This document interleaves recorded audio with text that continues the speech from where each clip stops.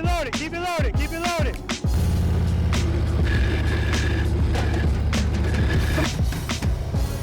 Very nice, I'm looking at the camera.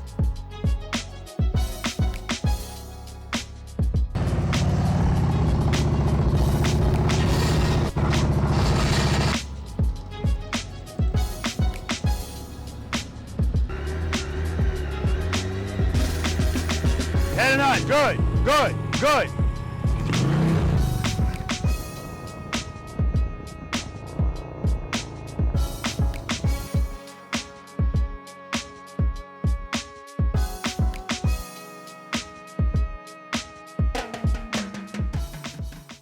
Preloaders, V.I.Preloaders, welcome back to the channel, guys. Always a pleasure to have you guys here with me.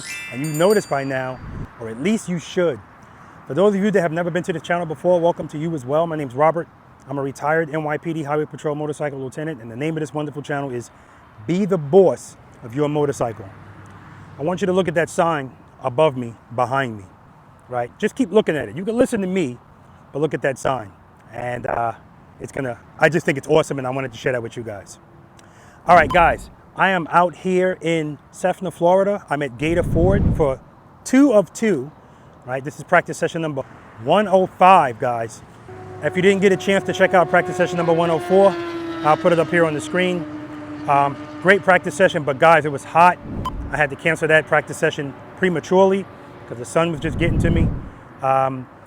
Anyway, it is what it is. Today's a new day, and we're gonna go at it again. I got a lot less people today than I had yesterday.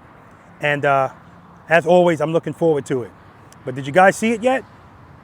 This is another reason why I say I love coming to Gator Ford, because they are above and beyond here. Now, I always say Preloader Nation is filled with above and beyond personalities, but these guys just take care of me, man. So again, I want to thank Gator Ford for hosting us here, clearing out this whole lot for us. And I know the guys in the back that work there did a lot of work moving these trucks. It's hot out here. So I appreciate the fact that they did that. And again, I want to wish Mike Accord a happy birthday. And I want to wish Rich a happy birthday. Mike's birthday was yesterday. Rich's birthday is actually Tuesday, but I'm not going to be here Tuesday. So happy birthday, Rich. Thank you for your help, helping me out, bringing ice out here for me, and just being an all-around awesome, awesome guy. Anyway, guys, there it is. See? There it is. Is that something that they had to do? That's the 3rd time that Mike's done that. And it's just outstanding. Outstanding. Be the boss of your motorcycle on a digital billboard for people driving by to see. Just outstanding. Both directions, I might add. Both directions. Anyway, guys, if you're not familiar with this channel, I do practice sessions on this channel, and these practice sessions are really geared towards 1 to 10 miles per hour on your motorcycle, because that's where bosses are made.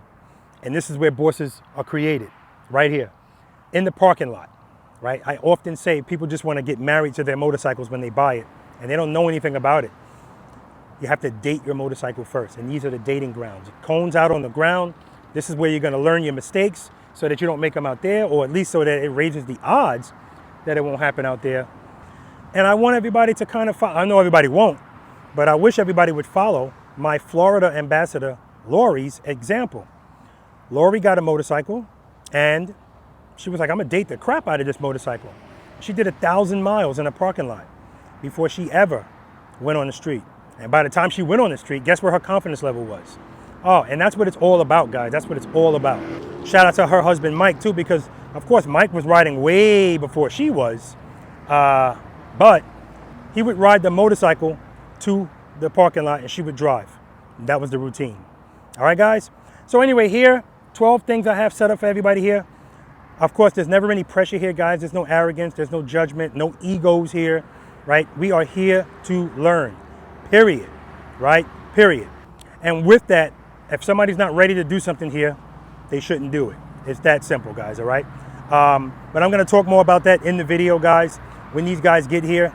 I also do private lessons, guys, so if that's something you're interested in, just go to my website, click on where it says private lessons, and you'll get a bunch of information there. Also, if you don't know, my home base is Pooler, Georgia. That's primarily where the practice sessions happen. But I do traveling practice sessions. That's why I'm here in Florida. And if you're interested in that, maybe I'm going to be someplace near where you are, or nearer than Pooler, Georgia is to you, go to my website, click on where it says upcoming events, and you'll see a schedule of all of my current scheduled practice sessions. There's still going to be more added to it. So with that being said, if you're not on my email notification list, go into the description section of any of my videos. There's a link for it right there. All right, when the preloaders and V.I.Preloaders get here, we're going to talk to them, find out their name, where they're from, what they're riding, how long they've been riding, more important to me, how long they've been practicing slow speed riding, and what they rate themselves on a scale of 1 to 10, 10 being the best in slow speed maneuvers. That number's for them and them only. And at the end of the day, I'll ask them again if there's any change. And again, there's no pressure for there to be a change. Sometimes that number goes up, down, or sometimes it stays the same. All right, guys? All right, I'm looking forward to it. Let's do it. What's your name? Felicia. Where are you from, Felicia? St. Cloud, Florida. How long have you been riding the motorcycle? About 7 months. What are you riding today? I have my 23 Street Glide Okay. Harley. How long have you been practicing slow speed riding? I haven't. Okay. If you had to give yourself a rating 1 to 10, 10 being the best in slow speed, what would you give yourself? I'll say a 3. A 3. Okay. Pleasure to meet you, dear. Nice to meet you too. All right. What's your name? Jim. Where you from, Jim? Originally New York. But, Really? What part of New York? Monroe, New York. Oh, okay. Orange County. Upstate, yeah. Mm-hmm. How long have you been riding the motorcycle? I started about 30 years ago. What are you riding today? 24 Indian Pursuit. Okay. Is it just a Pursuit? Because I've never gotten a short answer for an Indian. It's a Indian Pursuit, Dark Horse, Icon, all those. It is a Pursuit Dark Horse. Okay, I knew it was more. I knew it was more. Okay. Thank you for giving me the short version. How long have you been practicing slow speed riding? I'm pretty new at it. I did do some advanced riding courses 30 years ago. Okay. But since I've had this bike, I just started recently doing it from your videos. And you said this is the first bike you had this size? This size. Everything I had was a sport bike. Gotcha. All right. If you had to give yourself a rating 1 to 10, 10 being the best slow speed, what would you give yourself? 4 to 5. All right. Good morning. Welcome to practice session number? This is 102? I don't know. 105. 105. Okay. 105. Speaking of egos, leave them in the shade, right? Because we're just here to learn today. And you guys have a problem being on YouTube? No. Good. That always works out. All right. You guys? Do people ever say yes? No. Oh. I always have to ask. You never know. Sometimes people come here that have never watched my channel before. And they don't even know what the hell I'm doing. I give them the mic, like, what's this for? Actually, so did Felicia. So I don't know. All right. Are you both familiar with my channel? Yes. Are you familiar with the terminology? Do you know what preload and keep it loaded means? Yes. Keep it and keep the throttle on? Yeah. Okay. Okay, good. No. I'm going to talk about it. Yeah. Do you know what the friction zone is? Yep. It's when the clutch, you barely release it and Yep. start to move. Yep. Okay. Yep. Good. Good. All right. Do you know the push-up penalties? I gotta do 10 push-ups. push-ups. You put your foot down. Man, I messed my elbow up. Okay. I'm almost driving this thing. So- I've done push-ups since military. Thank you for your service as well. What branch? Army. Me too. Okay, there you go. Thank you. Thank you. The push-ups are voluntary, and they're there because what we're going to be dealing with today, do either of you guys have any physical disabilities that will prevent you from doing anything on this bike today? No. Okay, and that's usually the case. And so that's where the push-ups come from, because the biggest obstacle is this. Because what we have to do on these motorcycles to really ride them properly doesn't take a whole lot of skill. It just doesn't. It's just a matter of, but what it is it goes against all of our hardwiring, right? So we have to get over the fear and the intimidation that the motorcycle gives us by applying certain technique. And the technique is throttle, clutch, rear brake. It's 3 things, but we have to get over that hump of fear and intimidation. Once we get over that, and part of getting over that is understanding how these things actually work, right? And this is the thing that most people don't know, don't care to know, because like I said, they've been, in this country at least, there's people that have been riding dirty for decades, riding on a permit for decades. Got a best friend like that. Yeah, and a lot of them, He knows your videos, and he wants to do something like this, but he just won't do it. He just keeps, in Missouri, he just can ride on a permit. Exactly. And so that's what I mean when I say in this country, it's not taken seriously, right? And so the majority of motorcycle accidents that happen at slow speeds. not on the highway, right? The number one way we get killed on motorcycles is wide in turns, like exit ramps and stuff like that. But the majority of stuff is low speed. Most motorcycle riders are lazy, complacent, and they have zero accountability. The laziness is they'll throw the motorcycle in neutral while it's still rolling to a stop, just so they don't have to do anything. The complacency is once they stop, they will sit there in neutral. And then the no accountability is anytime there's a motorcycle accident, it was somebody else's fault. Well, you also don't know if you need to escape if someone's That's right. paying attention. That's why you shouldn't be in neutral, right? So I'm going to say 99% of motorcycle accidents are rider error. It's either a lack of skill or technique or complacency, not scanning, not anticipating, right? So we have to have some accountability. The push-ups, I'm so glad you guys are military because a lot of these analogies are going to help. They're going to work. They're going to land. The push-ups are just to give you something to say, damn it, I did that again. And it's 10 push-ups. The 10 push-ups can be done whenever you want to do them and however you want to do it. You can do a push-up every hour for all I care, as long as you get to 10. Knees down, ass in the air, I don't care, right? That might be how you get. Yeah. And I don't want you to do them out here anyway. There was a guy here yesterday doing them full helmet on. He had on a jacket. I said, dude, you built different because it was hot. It was 90, like 97 degrees. Yeah, I actually had to stop yesterday's session at exercise number 6 because the sun was messing with me. I was getting lightheaded. I was seeing spots. So I had to shut it down. Anyway, so we're going to be, I need you guys to step out of your comfort zones a little bit today. Just a little bit. But although I have 12 things out here, you don't have to do all 12, right? I need you to leave here today.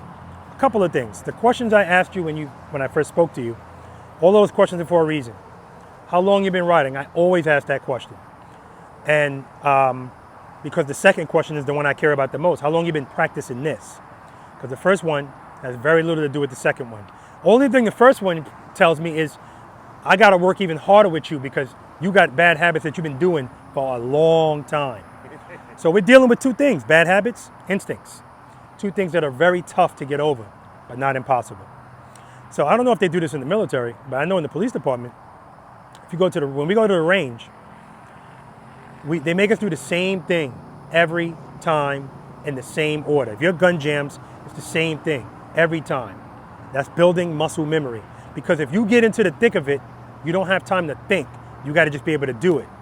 On your motorcycle, if you don't practice this stuff and get muscle memory, when something happens out there, you're going to resort to your instincts. Squeeze and hope for the best. That's when motorcycles drop because there's no technique involved in that. So that's one of the things we're doing out here. We have to build muscle memory. I asked you how long you've been practicing, and you said never. Yeah. Okay. I know how to slow down that because I downshift or whatever, but that's not the same what you do when you're good. Exactly. And I ask you that question because I want you to understand to be patient with yourself today, both of you. If you know you haven't been putting in a lot of work practicing, you are where you should be, right? We all learn differently. So just because he's getting something and you're not, or vice versa, don't worry about that. Your goal today, small victories.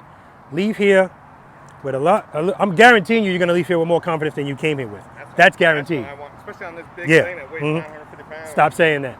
We don't talk about that No, here. I mean, I whipped it around yesterday and I was like, man, this thing, and then I had a great day of riding because I could do what I saw people doing. Now, you've been riding 7 months, you said. Yes. Okay. And so this is what I'm talking about. I talked about it at the beginning of this video when I was doing my intro. Are you familiar with Lori? Lori, is she the one that was doing the private lessons? With the No. white bike?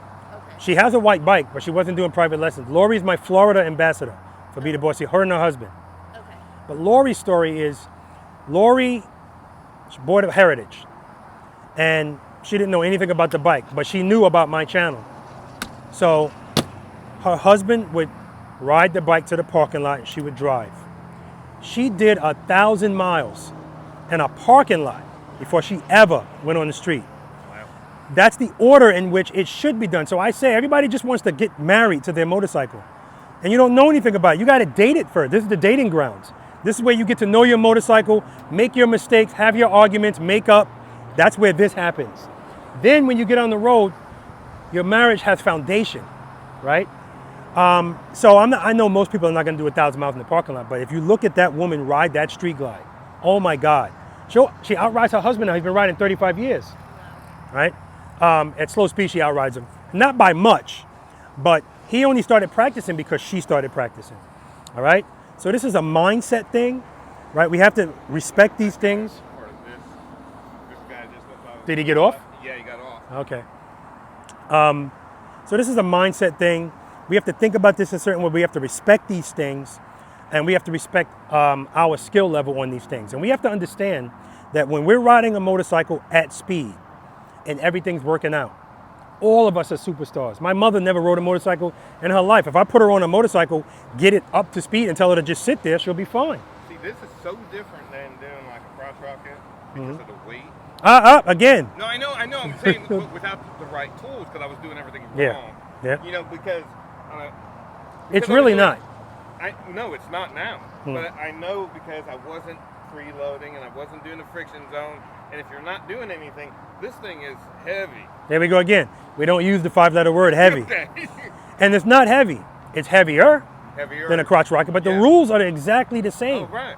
But on a crotch rocket, I see guys all the time with their feet out on a crotch rocket slowly. I did that too. This just puts you in check. Yeah. Because you feel it puts you in check. It accentuates your, what's the word I'm looking for? Your shortcomings. Yeah. That's what it does. I did all those things. So I've been really practicing covering the brake. Okay. And at the light and everything. Okay. So it's something I've been doing, like driving to work, because it's light to light to light for 20 miles. And so it's just like, gotta just kind of do it. Okay. So the first thing we're going to talk about, I'm going to ask you most of the questions, only because you're brand new.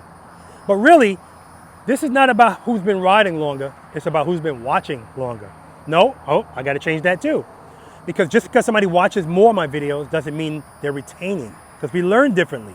It's the same thing with I've been riding 20, 50 years and that. So, what keeps the motorcycle up at slow speeds? Keep it up is the throttle. Power to the rear wheel. Give me a better answer than that. Just missing the word. Sufficient power to the rear wheel. That's what keeps these motorcycles up at slow speeds. So that's the first conversation we always have to have. Because if the power to the rear is sufficient, the bike won't fall. Period. I know your question was always about the balance. Yeah, is it relevant? Yeah, it's not relevant. It's not. You agree with that? At slow speeds, how relevant is your balance? 100 being a lot, 0 being none. 0. Yes. Why is it 0? The power. That's right. It's going to make it. And this is what I mean. We have these conversations. Most people get it. Not everybody. And if I gave you a written test, you'd get 100 on it. But trying to apply it, that's the thing. So that's what we have to do today. We know sufficient power. So when I say sufficient power, if my bike starts to fall and I open my hand up right here, that's sufficient. If it starts to fall again and I let it go this far and I open my hand up the same amount, it's not sufficient. It's going to keep falling. I need to open it more. The further I let it go. So that's why we need to address it as soon as we feel it, that falling feeling. If we address it as soon as we feel it, it's a small movement. So first of all, everything we do out here is going to be small movements, smooth movements. Like I say, we're going to be dancing, slow dancing. We're going to be slow dancing with our motorcycles today. It has to be that way. Everything has to be graceful and smooth. Your inputs with the throttle, with the clutch, with the rear brake, all of that has to be smooth. Okay? All right. So, with that being said, all day today, which you two seem to have a handle on it. Oh, hold up. We talked about the push-ups. I got away from it. If you squeeze that front brake today while you're in a slow speed maneuver, 10 push-ups. If you put your foot down, 10 push-ups. That's something I've been working on. Yeah. I'm worried about that more than anything because that's how we get hurt. But that's what screwed me up at work. Yeah. Was that front brake while I was turning with no friction zone. Absolutely. And now Morning. Good morning. I'm just a spectator, Robert. Oh, okay. I'm not registered. Okay. Gotcha. I stopped by just to say hi. Yeah, I appreciate it, man. Appreciate it. I watch your channel. I appreciate it, man. What's your name? I'm Jim, and I am also a retired Highway Patrol Lieutenant from South Jersey. Get the hell out of here. Thank you for your service, man. All right. So yeah, putting your feet down. Now that includes, now when you were taking off over there, as you started to move, you tapped the ground. 1, 2, 3. That's 30 push-ups. I was like, Not yet, not yet. I was looking and I was like this. I said, and I had both my feet, and I said, I know I just screwed up, and I know I feel. You feel the eyes? Me. So I'm glad he said that, because that's accountability. All we have to do is have something on our mind, and we'll get better, because we're holding ourselves accountable. So when people tell me, Rob, I hear your voice in my head all the time, I'm coming to a stop, blah, blah, blah. They're thinking about it. That means they're doing it. Everybody else is just go, throttle, keep my feet out until I feel comfortable, then pick my feet up and just go. Everybody wants to go. But I understand why, because if I have both my feet down and I start going and I'm not covering the brake, then how do I control whatever actions I do without being able to drag the brake? Well, not only that, we already talked about what keeps the bike up at slow speeds. Right. So once it's moving, we don't need our feet. Yeah. Period. So that's why the first things we're going to go over today are starting and stopping, right? Because it has to be done smoothly and in control. So all day today, guys, when you come to a stop,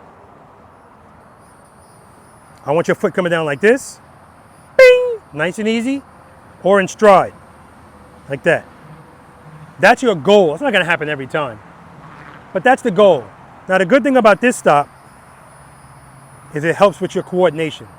So before we even go over that, let's go over the first 5 steps. Before you move your motorcycle all day today, really forever, what's always step number 1 before you move that bike?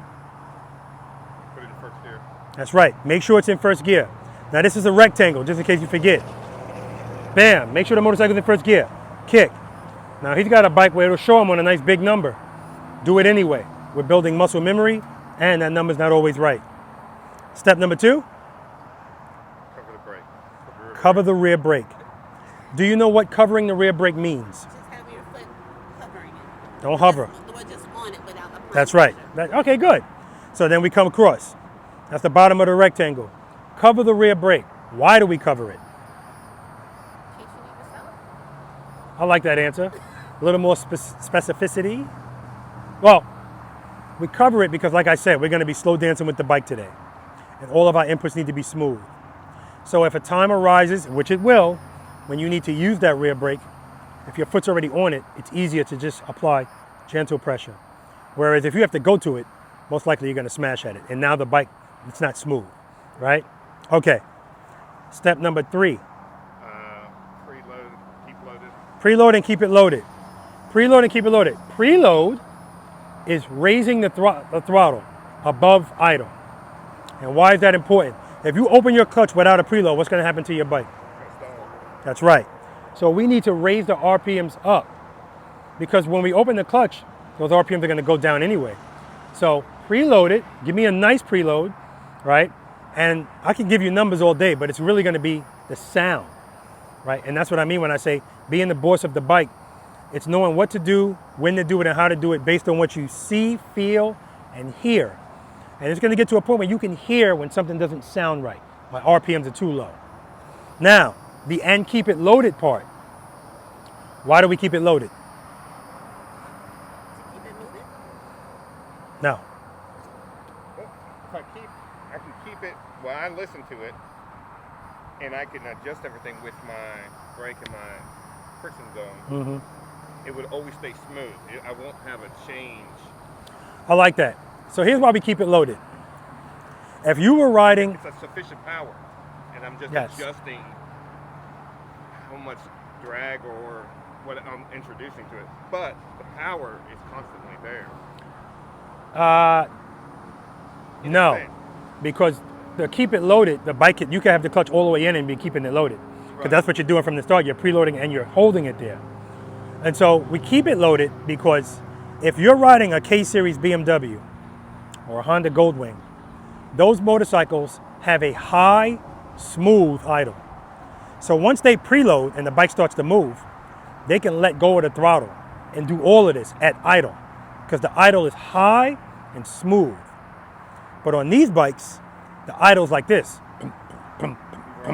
That makes sense. And so we have to create what those bikes have on our bikes. And how we create it is we have to raise it up and hold it there so that it's smooth like theirs. So that's why we have to listen to the sound. The goal is, I need, if this is an EKG machine, my bike is on it. Normally, dun, dun, dun, dun, it's good on an EKG machine. Not with the bike, I want a flat line. And that's the goal. Not too high, not too low, but elevated. And over time, you'll be able to hear, okay, that's a good sound. I like the way it sounds. Because after the preload, that's why the preload can be higher, because it's gonna go down anyway. I'd rather it be a little high so it can drop than be just making it and drop and stall, right? Both of these bikes, this one more in particular, it's gonna let you know when it's about to stall based on what it sounds like and how it feels, right? This one in particular. People say Harley Davidsons vibrate a lot. They vibrate a lot at idle. As soon as you hit the throttle, it smooths out. So if I'm riding my motorcycle and the motorcycle's moving and I don't have any preload, it's gonna be moving like this. If I wanna smooth that out, I throttle it. As soon as I throttle it, it's smooth, but now I'm going fast. That's why we need the friction zone. The friction zone is gonna allow me to go slow, but because I'm loaded, still be smooth. Picking up what I'm putting down? Mm-hmm. Great. All right, step number 4. Now we're gonna come up. Remember, it's a rectangle. First gear, cover the rear brake, preload and keep it loaded, clutch. Friction zone. We're gonna slowly release the clutch into the friction zone. There's an asterisk on that too. I'm gonna come back to it. Step number 5, as soon as your bike starts to move, Felicia, Jim, pick your foot up. Foot. And when I say pick it up vertically, like this. Not like this, right? We're not, because that's you trying to keep your foot on the ground as long as possible. What keeps the motorcycle up at slow speeds?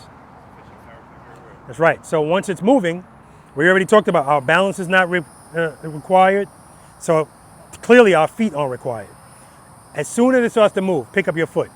Now, there are some times when if you pick up your foot slowly, people feel falling right away, and that's why you see them tap the ground, right? Okay. In that case, what should you do?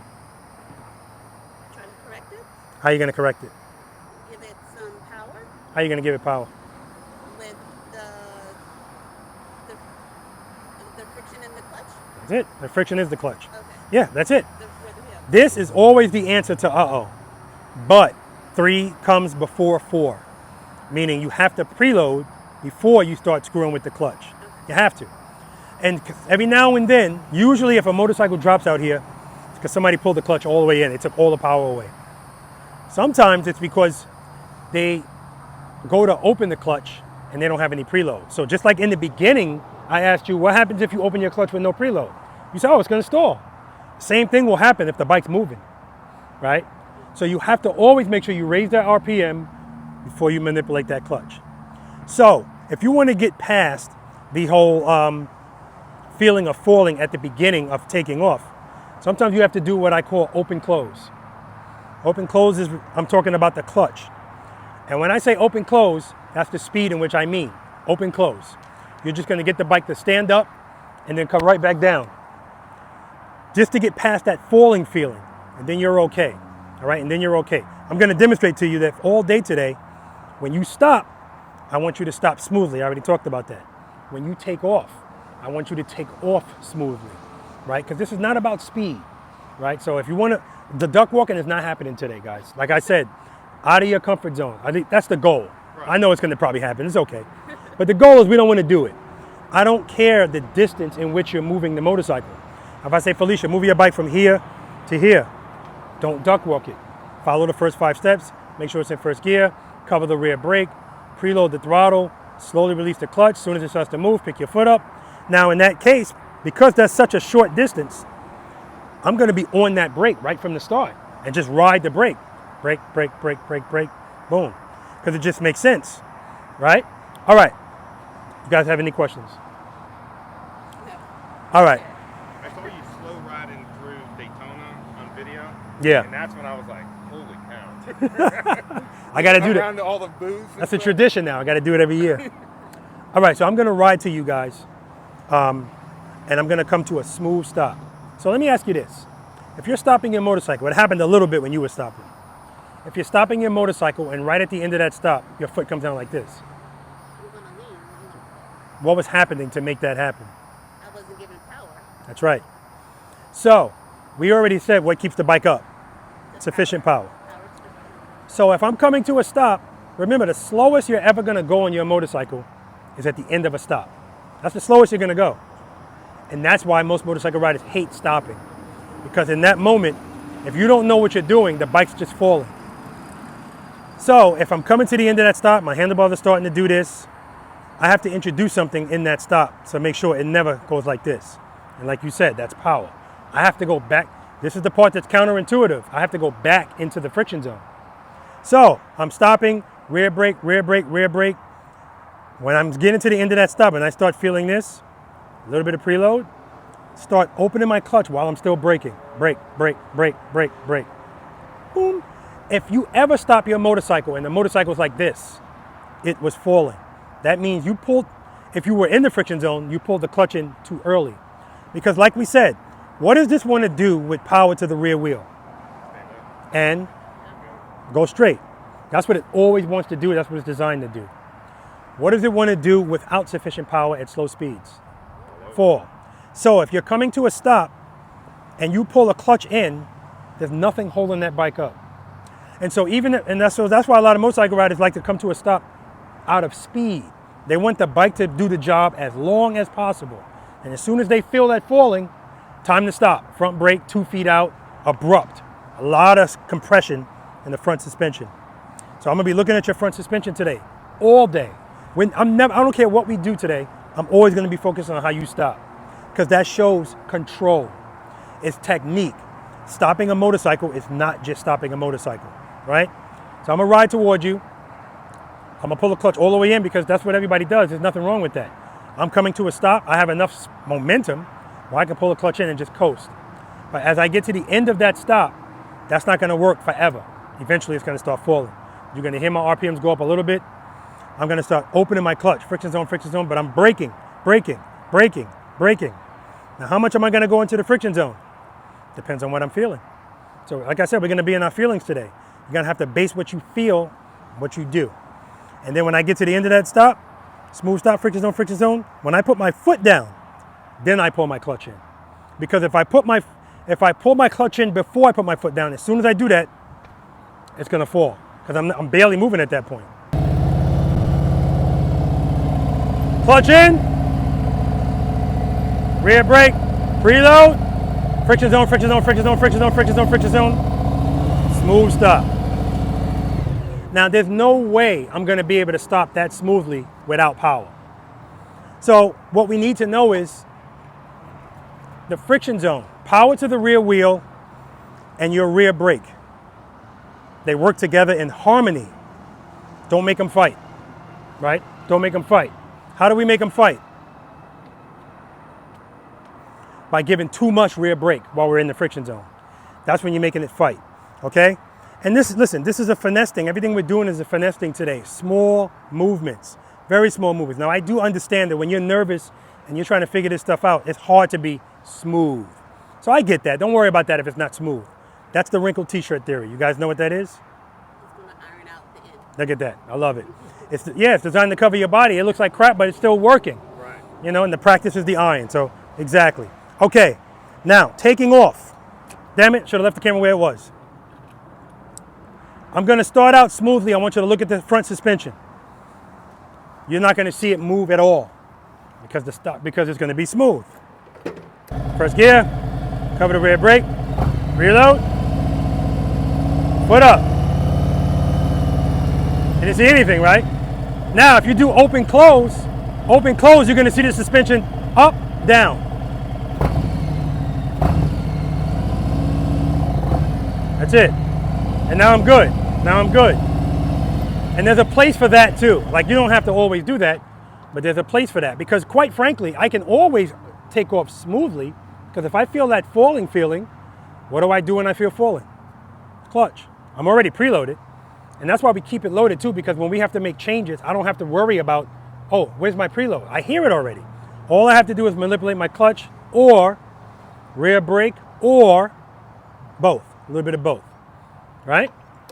I'm gonna show you another thing too. This is just for you to practice clutch control. Because again, we have to be very smooth with this clutch. I'm gonna ride the motorcycle towards you guys. I'm gonna shut it off while it's still running, rolling. I'm gonna bring it to a stop without using the brakes. I'm gonna use the clutch. Now, if I open my clutch fast, the bike's gonna go, right? So my input has to be smooth because my goal is to bring it to a smooth stop. Now, of course, I don't have any power to fix anything, so I'm not gonna let it go too slow because then I can't correct it. And that's the same way when you're feeling uh-oh. You feel uh-oh, we don't have to do that. We're not doing that. Nice and easy. Bike's off. Clutch, clutch, clutch, clutch, clutch, clutch, clutch, clutch, clutch.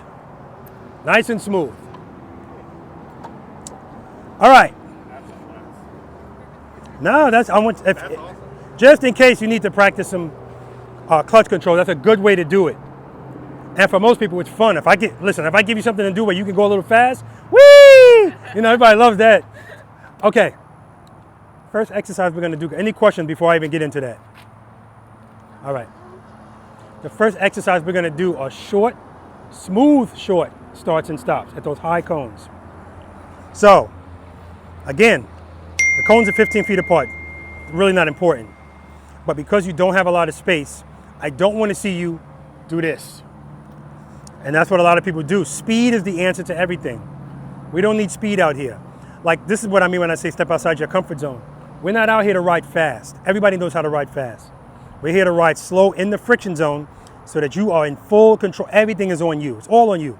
That's why I call this being the boss of your motorcycle. Being a boss, it's not just knowing what to do. It's having more responsibility, right? So it's all on you. All right. I don't want you to pass the cone in front of you either. So this is also about being situationally aware. You'll know where the front of your motorcycle is before he will. Because if you have a fixed fairing motorcycle, no clue where that front wheel is. But that's why we have to practice on the bike, because you're gonna learn to judge based on what you see where your wheel is. That's all that is. Okay. Also, let's keep in mind, braking is progressive. So what a lot of people will do is they'll start and then they won't start braking until they get to the next cone. There's no way that stop's gonna be smooth if you do that. It's gonna be abrupt because I told you don't pass the cone. So, and what you should be doing is smooth takeoff. I'm on the rear brake already. And the closer I get to that cone, I'm applying pressure, pressure, pressure, pressure. And when I'm getting near the end of that, friction zone to make sure it stays up. And that's why I told you this stop is advantageous for coordination. Because as I'm getting to the end of that stop, I'm braking, I'm braking, I'm braking. As soon as my heel hits the ground, I finish it off. Boom, nice and smooth, coordinated. And what's gonna help you keep that coordinated is you have to stay in the friction zone. How much RPMs are you loaded in? What would you think? How many RPMs am I typically looking at? So I'll give you a number. It's gonna be different for. Yeah, for every bike is different, or almost every bike. But at the end of the day, like I said, I want you to look at the number and then don't look at it again. Yeah, just listen to it. Right. So I'm at about 2,000 on a preload, maybe even higher. Depends on what I'm doing. Like if I'm doing trust and believe, I might be a little higher. It all depends. But once I'm like in the middle of an exercise, I could be at 1,500, 16, 17. So anywhere between 15 to 2,000. I just go by what I hear. Right. Yeah, good question though. You good? You sure? All right, so yeah, we're gonna go over there, smooth start. Wait, these cones will go To the tall cones with the reflectors on them. All the way over there, okay. All the way over there. Smooth starts, smooth stops. This is when this skill is most important, guys, coming out of a turn. Friction zone, friction zone, friction zone. Smooth stop. I'm using that friction zone and that rear brake. They're working together. Friction zone, friction zone, friction zone, rear brake. Right there, I felt the bike fall into the right a little bit faster, so I opened the clutch faster. Friction zone, friction zone, friction zone, rear brake. All right, let's do it.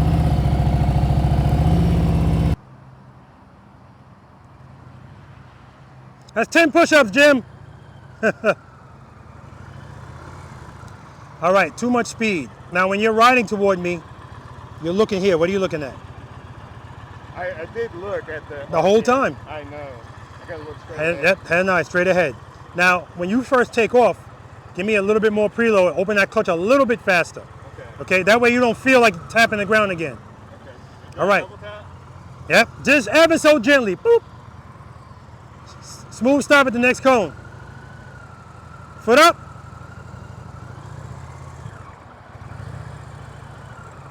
All right, good. We're working it out. I see you trying to do it, so that's good. Good. Foot up. Okay. So, every time anybody does this exercise, this is what I'm looking at. So when you take off, you're opening your hand, and it's staying like that the whole time. That's why you're going so fast. Open, close it a little bit. And then at the end, you might have to start opening it back up. Preload, clutch, open it, open it, open it. Open it, foot up, pull it in a little. Keeping it open too long. You're keeping it wide open. That's why you're going so fast. You got to open it as soon as it starts to move. Close it a little bit.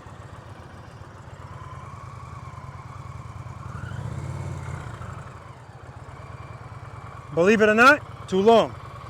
What you're doing is open, close. It's got to be open, close. Just real quick. Yeah, just to get it to stand up. Preload. Clutch. Clutch, pull it in a little. All right, better, but now I see your hand doing this on the clutch. We should never see all of that movement. Good. Clutch, clutch, foot up, pull it in a little. Yeah, you got to pull it in some more. You're in the friction zone way too much. All right, go around and do it again. And so, guys, that's the key. You can't open up your clutch unless you open it up a very small amount, but then usually, you know, if you do that, you're not gonna be going fast enough at all. You're gonna have to put a foot down. All right, let's back you up because you're not gonna pass the next cone, so we gotta give you a little bit more room. All right. Follow the first 5 steps. Good. Now remember, when you open the clutch, don't keep it open that same way the whole time. You're going to be going too fast. That's what Jim was doing. Open it when it feels good. Close it back a little bit. Then at the end, you might need to go back into it to stop. Just keep the bike up. Preload. Preload. All right, stop. Now let's back up. So we got to make sure we do these steps in order. Right now, you're opening the clutch before the preload is there. Get that preload up first, then start opening the clutch. We don't want to stall and we don't want to fall. Good. Clutch, clutch, open it, foot up. Get that clutch, clutch, clutch, clutch.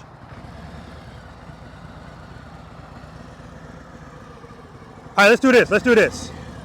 Let's do this. I'm gonna walk next to you. You're gonna ride. No rear brake, just use the clutch. Okay? Put your foot on the footboard, but don't put it over the brake. All right, you ready? Preload. Keep it loaded. Clutch, foot up. Pull the clutch in, pull it in a little. There you go. No, don't stop. Just keep going. We're not stopping. Not stopping? Nope. We're skipping ahead to the next 2 exercises from now. Foot up, preload. So you got no preload. Too much clutch. See how fast you're going? All right, stop. Stop with the rear brake. Just like you stopped when you pulled up. Follow the first 5 steps. Preload that throttle. Keep it loaded. Preload's too low. All right. Preload the throttle, Felicia. Give me more. Hold it there. Open the clutch. Foot up. Close the clutch. There you go. Open it when you need it. Open, open, open. Close. Open, close. That's how you do it. Keep the throttle loaded. Keep the throttle loaded. Yeah, I was almost shutting off. The throttle's too low. Go around. Go around. Keep it loaded. Cover that rear brake. So because there's only 2 of them here, I can kind of, you know, change stuff around a little bit. And when I do my private lessons, I do the same thing. I want to start you out with starts and stops, short starts and stops. But if I see you're not ready for that, we got to go to just getting some clutch control going on. All right, next cone. That's 10. Too much speed. All right, so we're gonna do the same thing with you. I'm gonna walk, you're gonna ride. Don't pass me. No rear brake. Put your foot on the footboard. Don't cover the brake. And how are you gonna do that? Open, close. So when you first start, if you open the clutch up and leave it open too long, you're gonna pass me. Open it, close it. Keep it closed until you need power. And when you need power, open, close. Don't keep it open too long. All right? We're not stopping, just keep going. Just keep going, just don't pass me. I'm gonna be walking backwards. Foot up. Clutch, see? You're not opening the clutch up enough. That's what's going on, you're opening it up too slow. Foot up, pull it in, see? Too much clutch, see how fast you're going? All right, come to a stop. All right, that's 10 push-ups, front brake. All right. Yeah, that's true, you weren't. Don't cover it, don't use it. Preload, open it, open the clutch, close it. Keep it closed. Keep the clutch closed. When you need it, open, close. Good, just like that. Only use it when you absolutely need it, and when you're new, open, close. There we go. This is the speed you should be going up. See, that's too much clutch. All right, go around. Yeah, guys, clutch control is so important. This is making me second guess the order in which I do these things. But I usually don't have an issue starting with short starts and stops. Where are you going? I thought you said keep going. You're good, you're good, you're good. We'll start from here. We're gonna do the same thing. Okay, because I thought you said to go through the first time. Never mind. No, yeah. So, no apology necessary. Same thing, make sure you preload that throttle. Even when you were riding away, you're riding away at idle. This thing right here always tells me, the more that's shaking, the more I know. See how it stops shaking when you throttle it? But I love the fact that you had the presence of mind to go, oh, yeah, sure enough. Soon as I hit the throttle, that stopped shaking. Yeah. Okay, so that's my shake indicator. Okay. All right, yours is gonna have to be what you hear and what you feel, but what you hear is the most important thing. Okay. Preload that throttle. Let me hear your preload. Keep it there. No, I want it higher. Yep. Head and eye straight ahead. Open the clutch. It's going to go down anyway. Head and eye straight ahead. Clutch. Open the clutch. Foot up. Foot up. Pull it in. Pull it in. Don't open it until you need it. No, we're not stopping. Clutch, clutch, clutch. We're not stopping. Good. Pull it in.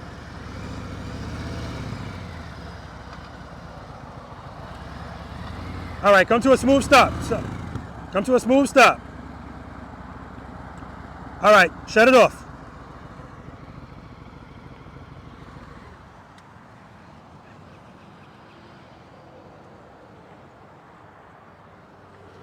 We just got here, Felicia. Huh? You just got here. I'm not gonna. This is too much. Oh my God, you just got here. Be patient. Remember that a long time ago when I said be patient with yourself? You are where you should be. Don't worry about it. Pull next to her.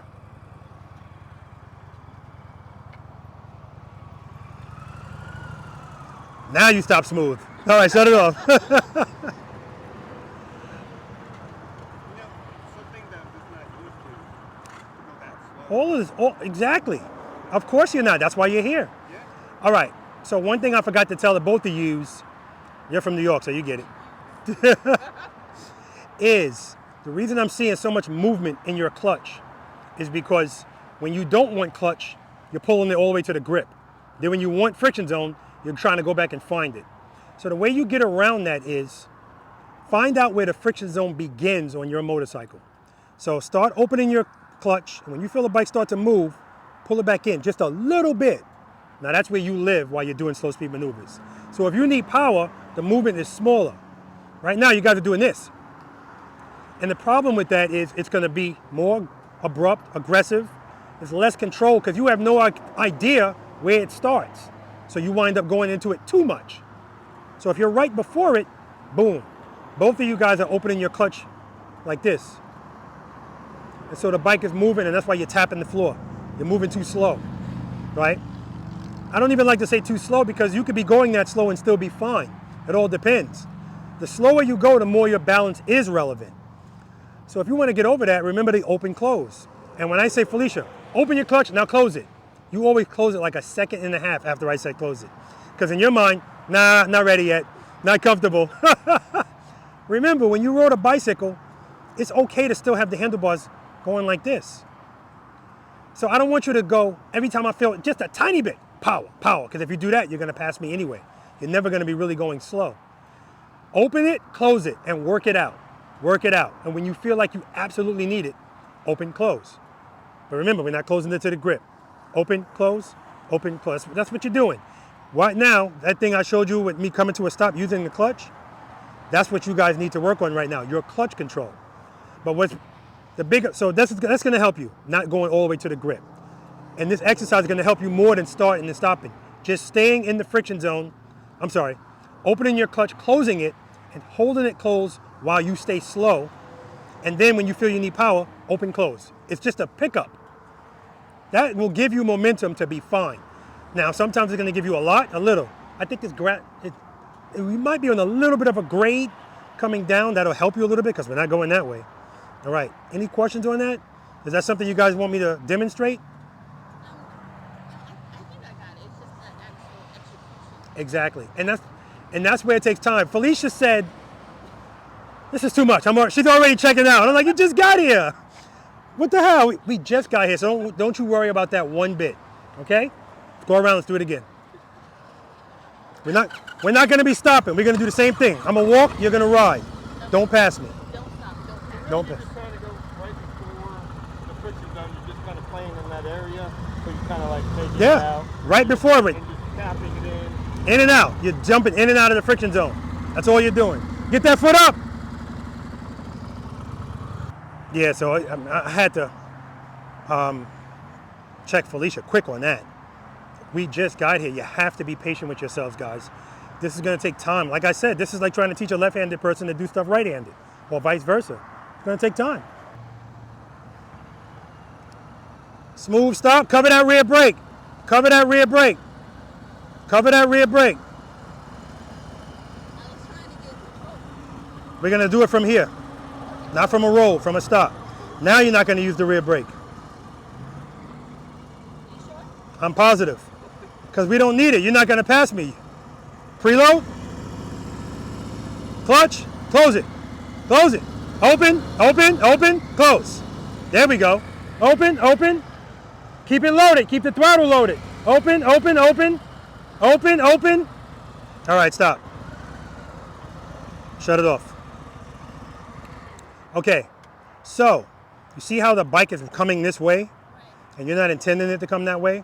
What's happening right there? I'm not giving it I'm not preloading it, and I'm giving it too much, or I'm bringing in the clutch. That's right. So in that moment, the bike is falling. That's why anytime your bike is turning and you're not intending for it to turn, it's falling. It's the beginning process of falling. And so when you feel that, how do you correct that? I give it preloaded, and I get the friction zone back. And you open up the clutch. That's right. In that order, that's exactly right. And so I'm looking at your bike. I know what needs to be done just by seeing it. So I'm going clutch, clutch, clutch. Don't trust me. It's going to come. It's going to come. That's already better. Already better. Just tell me anything. Nah, that's something I don't do. I just don't do it because it's not going to help you. That is already, but when you go back and watch it, you'll see. The first time you were 100 feet in front of me, this time you're opening and closing. Remember, let's do this. Preload. Actually, forget about the preload. Start opening the clutch very slowly. Pull it in a little. Right, now a little. Start opening it. Pull it in a little. That's where you live. That's where you live. Right? See how it's starting to move? You can even hear it's different. See? You hear it? And the only reason it sounds like that is because there's no preload, but we're not preloading yet. I just want you to see where your friction zone starts. And so your hand should be there. Not there, you're in the friction zone. Pull it in, right there. That's where you start. So when you go out and come back in, don't come all the way in. Go right back there. Over time, you're going to get a feel for that. Your muscle memory is going to know my hand should be this much out or this much in. All right, preload. Head and eye, straight ahead. Get that foot up. Preload, keep it loaded. Keep the throttle loaded. Clutch in. Good. Clutch out, in. Clutch out, out. Keep it loaded though, keep it loaded. Make sure you keep it loaded. Okay, go around again, go around. Preload, get that foot up.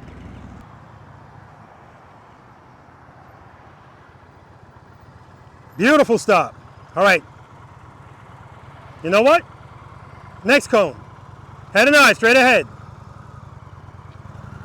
That's a double tap, that's 10. Too much speed right there. Open, close.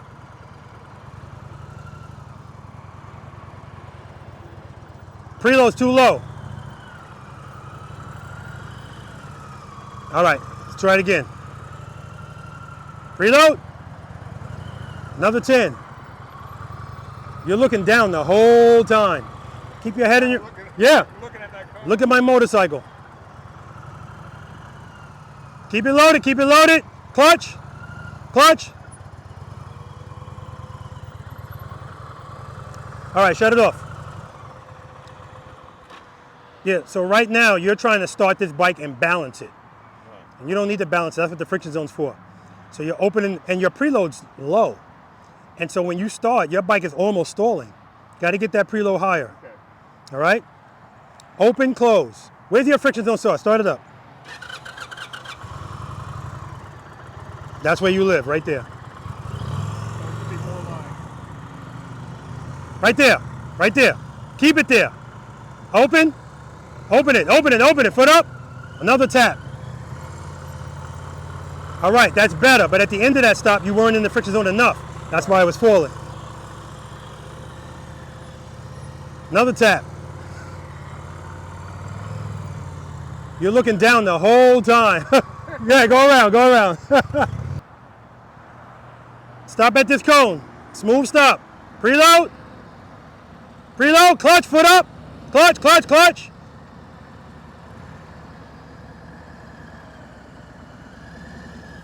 All right. You ready? We're gonna do the same thing again. Slow down. Same thing again. Slow ride. I'm gonna walk. No brake. Head and eye, straight ahead. Clutch, open it, open it, open it, open it, open it, open it. All right, stop, stop, stop. So right now you're going to put your foot up with the clutch still in. The bike's falling right away. Open that clutch and then pull it back in.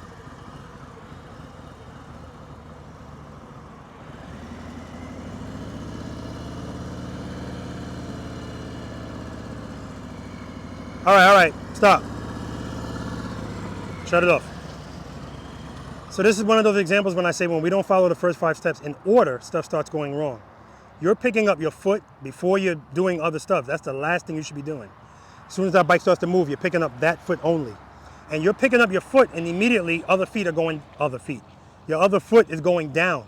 And it's because you're feeling falling right away. That's just an indication that you're not in the friction zone enough.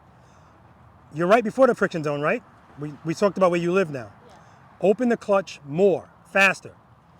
It's not even about the speed really. You just need to open it more. Because as soon as you open it, you're gonna feel that relief. Ah, the bike's saying I got it. And then you're gonna say, nah, I'm good. You can take it from the beginning, now I'm good. And if I need you again, open, close. Okay? All right. All right, you in first gear? Good, cover the rear. No, don't cover it. Not this time, just put your foot on the footboard. Preload. Head and eye straight ahead. Yeah, open it, open it, open it. Go and close it. Good. Keep the throttle loaded, good. Open, close, good. Good. There we go. This is what I'm talking about. Pull it in, you don't go, you're going too fast. There you go. Open, open, open, close. That's what you do, you open, close, quick. Keep going. Open, open, open, open. Good, you saw it starting to turn to the left, so you opened it. Good. Close. Because I don't want you to be straight as an arrow. I want to see the handlebars move a little bit. Open, close. All right, go around. Good job. Already getting better. And good, and that's what I like to see. Instead of her just riding back at a fast speed, she's practicing it going back as well. Use all your time out here to practice, guys. Any of us can go fast. But if she's struggling with something, she should practice at it.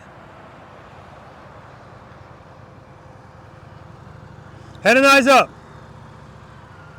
Foot up. Too much speed. When you go to take off, your bike is, and it stays like that the whole time. All right, let's do this. Shut it off. We're gonna do a slow ride. Okay. I want you to ride that bike. See how she was riding? That's how I want you to ride it. In the friction zone, nice and slow. We're gonna find a spot in the friction zone where you can stay slow and you barely need any brakes. And then I'm gonna tell you, okay, come to a smooth stop, start braking. Don't change the clutch, just start braking. Okay? All right.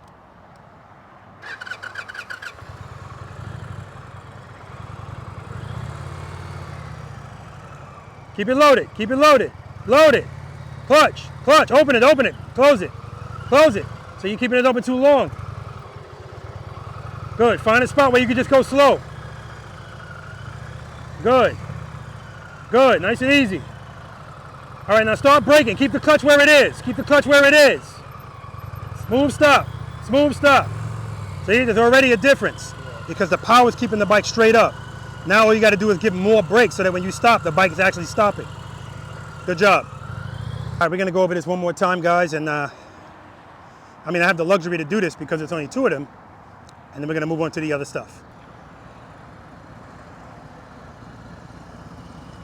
Okay, so right now you're stopping and duck walking with one foot. Just give more pressure to that rear brake. I love the fact, shut it off.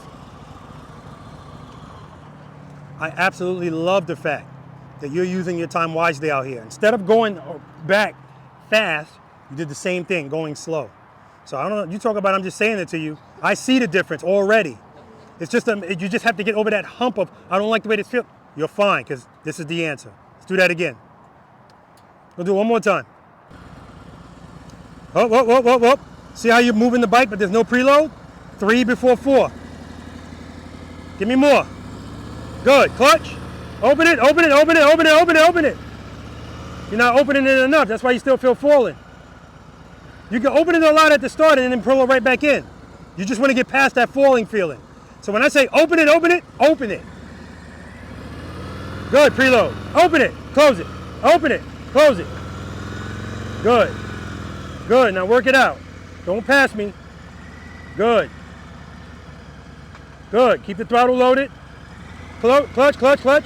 Yeah, every time you feel that clutch, every time you feel that fall, just open the clutch. You know what to do, it's just a matter of doing it. Preload, preload, preload. Friction zone, friction zone, friction zone, rear brake, rear brake. There we go, give me another one. Foot up. Pull it in, pull it in, pull it in. Yeah, you're keeping that clutch out too long, and then here it's not open enough. That's why you feel falling to the left.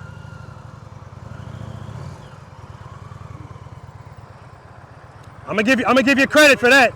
I'm gonna give you credit for that. That's trust and believe.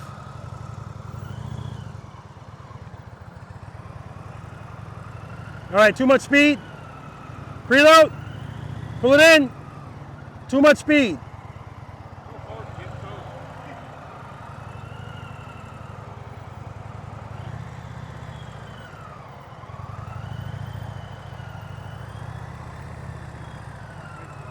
Much better. Go around one more time.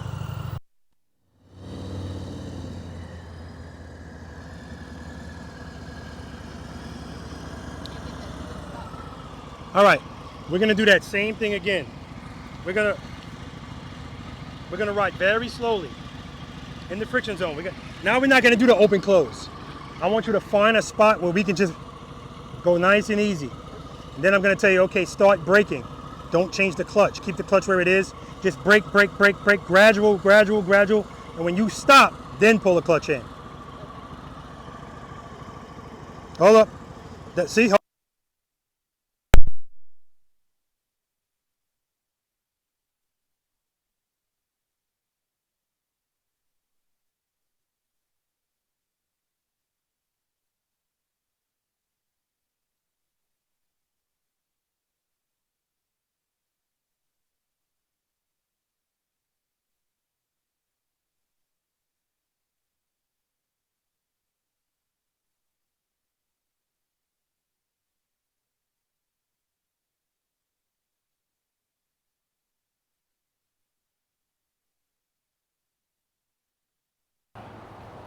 So it's important that you guys know, whatever. It's important that you guys, because I'm like, why don't you just bring the camera in here, Rob? Why are you leaving that in the sun? This is not your first rodeo. No. You should know better. I should.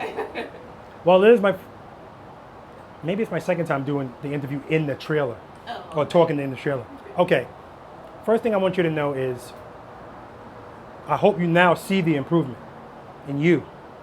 Because what's important for you guys to know, that exercise right there, although it's the first exercise we're doing today, it's the most important one. Because it is the foundation to everything else out here. Why? It's forcing you to be in full control. Forcing you to. If you don't do something right, the bike's gonna start doing something else, right? So that's why you need to get comfortable. So I understand why you were like, this is it. This is too much. I can't do this. Sure you can. It's just a matter of opening that clutch a little bit quicker and then closing it back and working it out. And you went from the bike going all over the place to going straight, but too straight, meaning you're in the friction zone too long. I'm sorry. You're in the friction zone too much, too long. To now, handlebars doing this. Open, close. If you saw your handlebars just doing this the first time, you panicked. The third time, you felt it doing that, and it was okay until it started doing it more. Then you would open, close. That's what I want you to do. Like, I want it to be imperfect. I want you to feel, oh crap, because that's how you're gonna learn, right?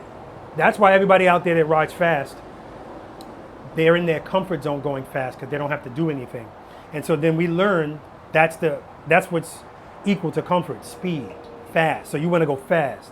So when I tell Jimmy, just go from this cone to this cone, he's flying to the next cone because it's a comfort thing. So don't worry about that. Also, when people come to a private lesson with me and they say, Rob, I just need help with U-turns, I always start them with short starts and stops. And a lot of times when I start them with short starts and stops, I see they're not ready for that yet. So then I do I'm gonna walk, you're gonna ride. We gotta work on clutch control. Because there's only 2 of you here, I was able to do that. So I need you to know how common this is. And somebody that said they just needed U-turn help, I'll be on that with them for 2 hours. So you are right where you should be, trust me. Don't worry about that at all. But you're already better. It has to be the slowest I've ever tried it. Yeah.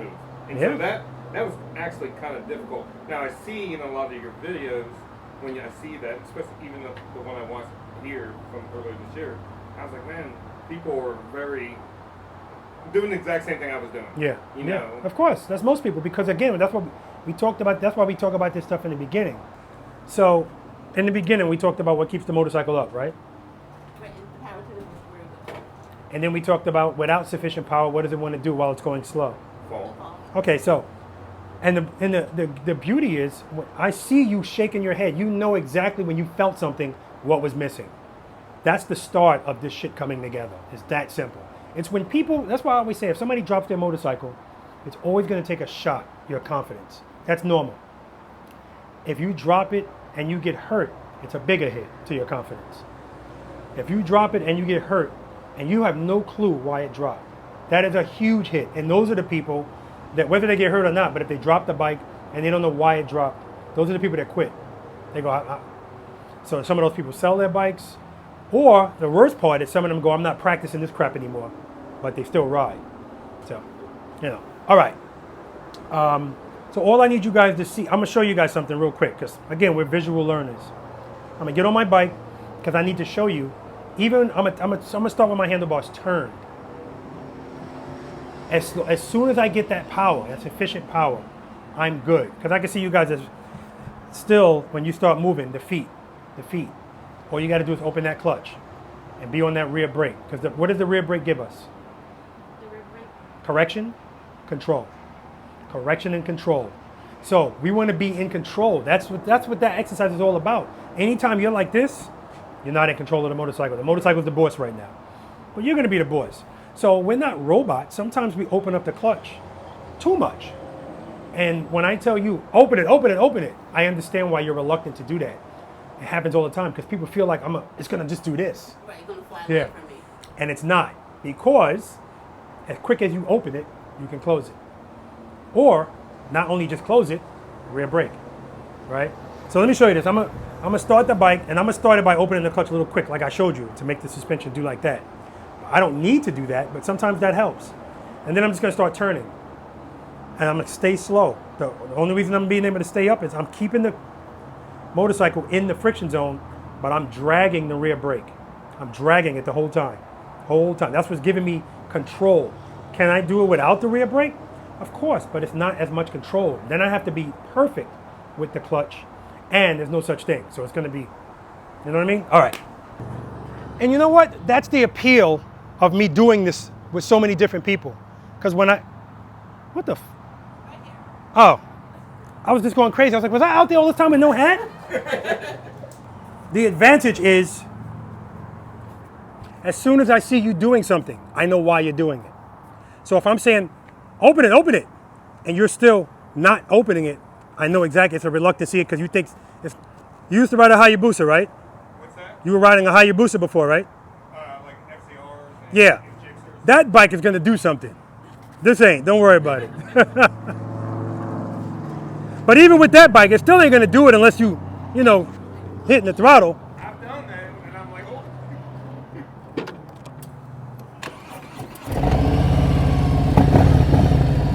Preload, clutch. As soon as I pull it in, I can pull it right, as soon as I let it out, I can pull it right back in. And I'm showing you an extreme version. Preload, pull it right back in. And now I'm good. Good. All right.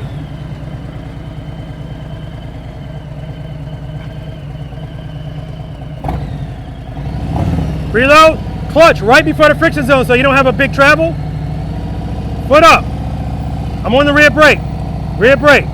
Listen to my throttle. Steady. Steady.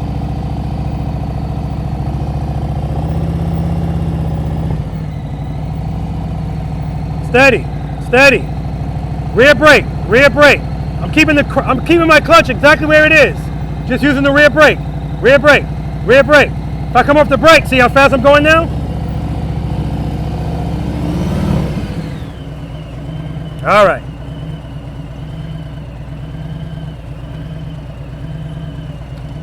So let me show you a side profile. No, front profile, hold on.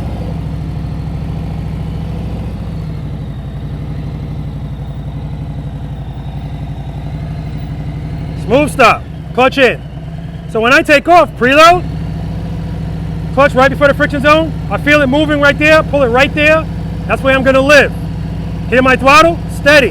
I'm listening to it, keeping it there. When I'm ready to go, start opening my hand, foot up, right away.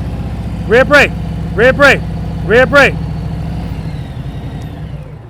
So I need you to know you don't need nothing is extreme out here. We create extreme situations by failing to do something.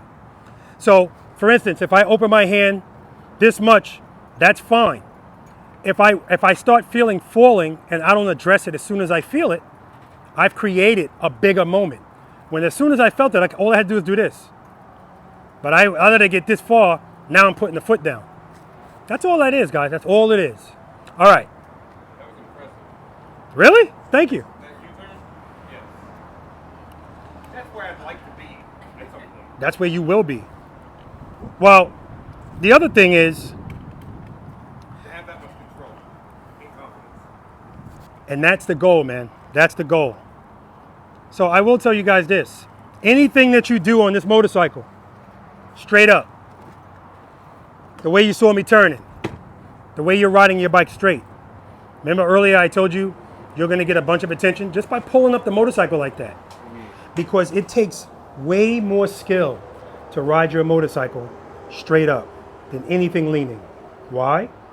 Because in order to lean, you need speed. And anytime you have speed, you have assistance. When you're straight up, it's all on you. Period. Everything that's going on with that bike that you can control with your feet up, that's on you. That's the friction zone and the rear brake. Period. So it's just a matter of taking those things and putting them together. You ready for the next exercise? It's a lot of places, like I take my bike grocery shopping and going to work, and so I'm in Publix parking lot, and and there's people walking across, and so a lot of this is starting to come into play, just being able to maneuver around the parking lot. It's not like getting on the highway and just driving. I did a video. I can't remember the video, but the beginning of the video is me on my Pursuit Elite. I pulled up to the post office. I pulled up to Publix. I pulled up to Whole Foods, Harley Davidson, and Indian. And each one I pulled up to, I did a U-turn to leave. U-turn to leave. So a U-turn on your motorcycle shouldn't be a oh crap moment. It just shouldn't be. This is the only vehicle in existence that your heart rate goes up the slower you go. That's what we have to get past. Like it just makes the whole experience of riding a motorcycle so much more enjoyable because there's no way around it. You have to stop the damn thing. Right. And to always be like, oh shit, here we go, I gotta slow down.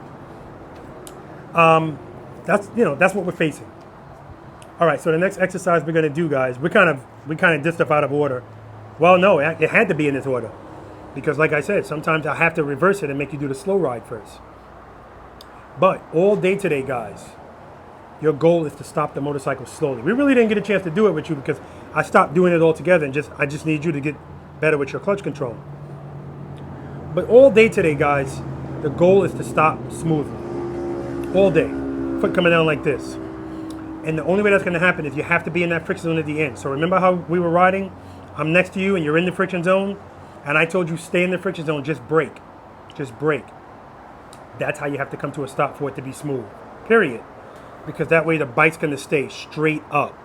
Anything other than that, you're going to start feeling that. And then you're going to want to do this. All right? Again, that's the goal. The next exercise I'm going to have you guys do is called smooth stops from speed. So now you get to go a little faster. You get to use the front brake. You get to go up to second gear. I'm going to be the stop sign. You guys are going to go down that way. I'm going to be down here.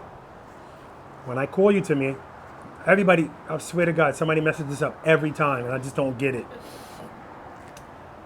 You're going to ride toward me. Go up to second gear. You don't have to be going very fast to do that. This is not about speed. Then I want you to downshift. Front brake, downshift. Because if we're going less than 10 miles per hour, I'm rear brake only. If I'm going faster than that, I'm on the front brake. If I really want to stop this bike, front brake. When you when you squeeze that front brake, downshift. And then as you're approaching me, I'm the stop sign. At some point, you're going to transition from your front brake to your rear brake only. So that when you stop at me, you're stopping the same way you should have been stopping over there. And so that means, listen, old habits die hard. Don't stop at me coming out of speed, right? You should be going as slow as you were going, well, as you should have been going at those cones, all right? So again, take off, second gear, downshift, front brake, front brake, front brake. Get that bike slowed down to a speed that's appropriate for the rear brake only. Now you could be on the front brake all the way until you're about to put your foot down and transition there. That's fine. As long as you finish off the stop with your rear brake only. Okay? Friction zone, rear brake, rear brake, rear brake, rear brake. And the goal is smooth foot down, not a lot of compression. We're good? You sure? Now it's only two of you, the odds are better, but 50-50.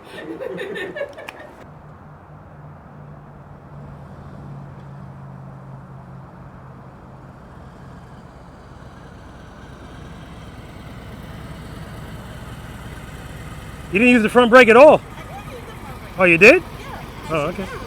All right, so we just got to work out the end part of that. And we got to work out all that duck walking that was going on over there. I know, because I wasn't in position. Get those feet up, girl. I heard you yell at me. And you said like this to me. All right, go around and do that again. Okay. Whoa, whoa, whoa, whoa, whoa. First 5 steps. Preloaded.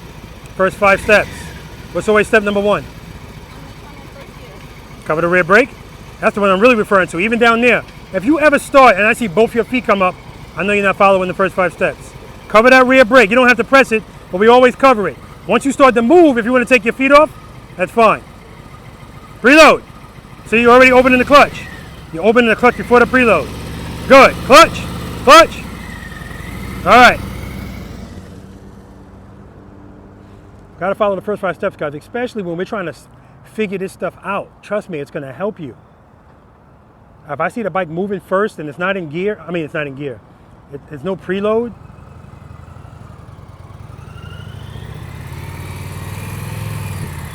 Okay, so if you still falling, that's letting you know you're not in the friction zone enough. I heard the preload. Yeah. That's good. Gotta open the clutch a little bit more. Try it again. Preload. Good.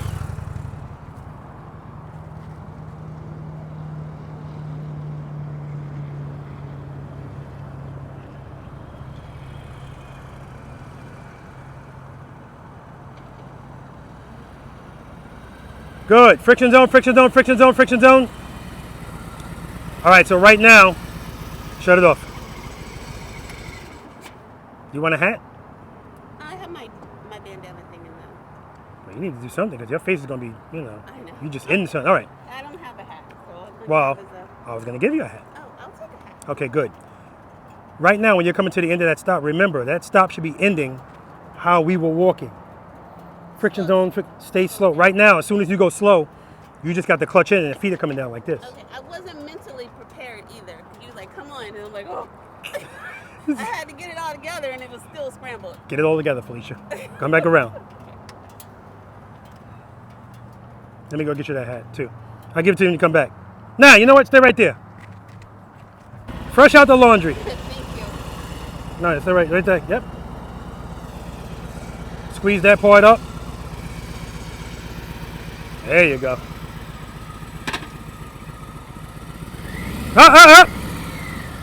Hey, we cover that rear brake. Cover it. All right. Muscle memory. Preload. Clutch. Good. Wow, look at all that speed around that turn. I'm going to tell them, no leaning yet. All turns straight up.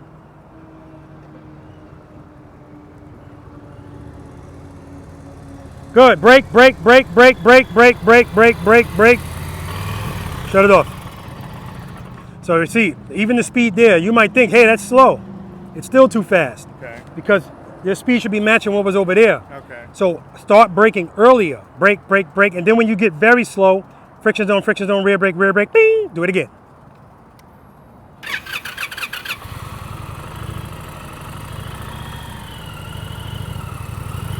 Good.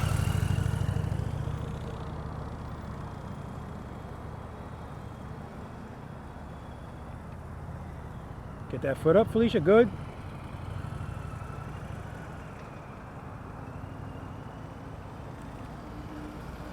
Good. Friction zone, friction zone, friction zone, friction zone, rear brake. All right, it's already better, but now you're putting the foot down while the bike is still moving. So the way we're going to deal with that is you need to slow down more. You give yourself, it makes it more difficult to stop smooth when it's too fast. So start slowing down earlier. One more time. Look at you. Look at you. Good preload. Keep it loaded. Keep it loaded. Good.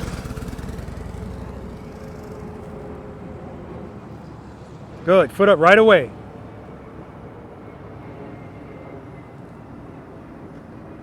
Good. There we go. There we go. Good. Do the slow ride. Good. Good. Brake, brake, brake. Stay in the friction zone. Brake, brake, brake. Yeah. See how you're still going to the side? Not enough friction zone.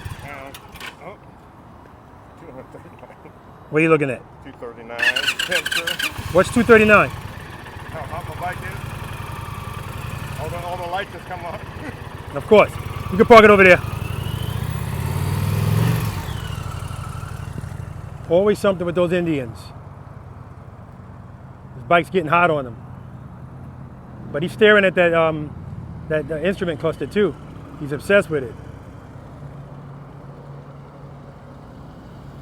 Good. Friction zone, rear brake, friction zone. That's what I'm talking about. It's better. Even though the bike is still moving, but that's already better. Already better. All right. Go park in the shade over there.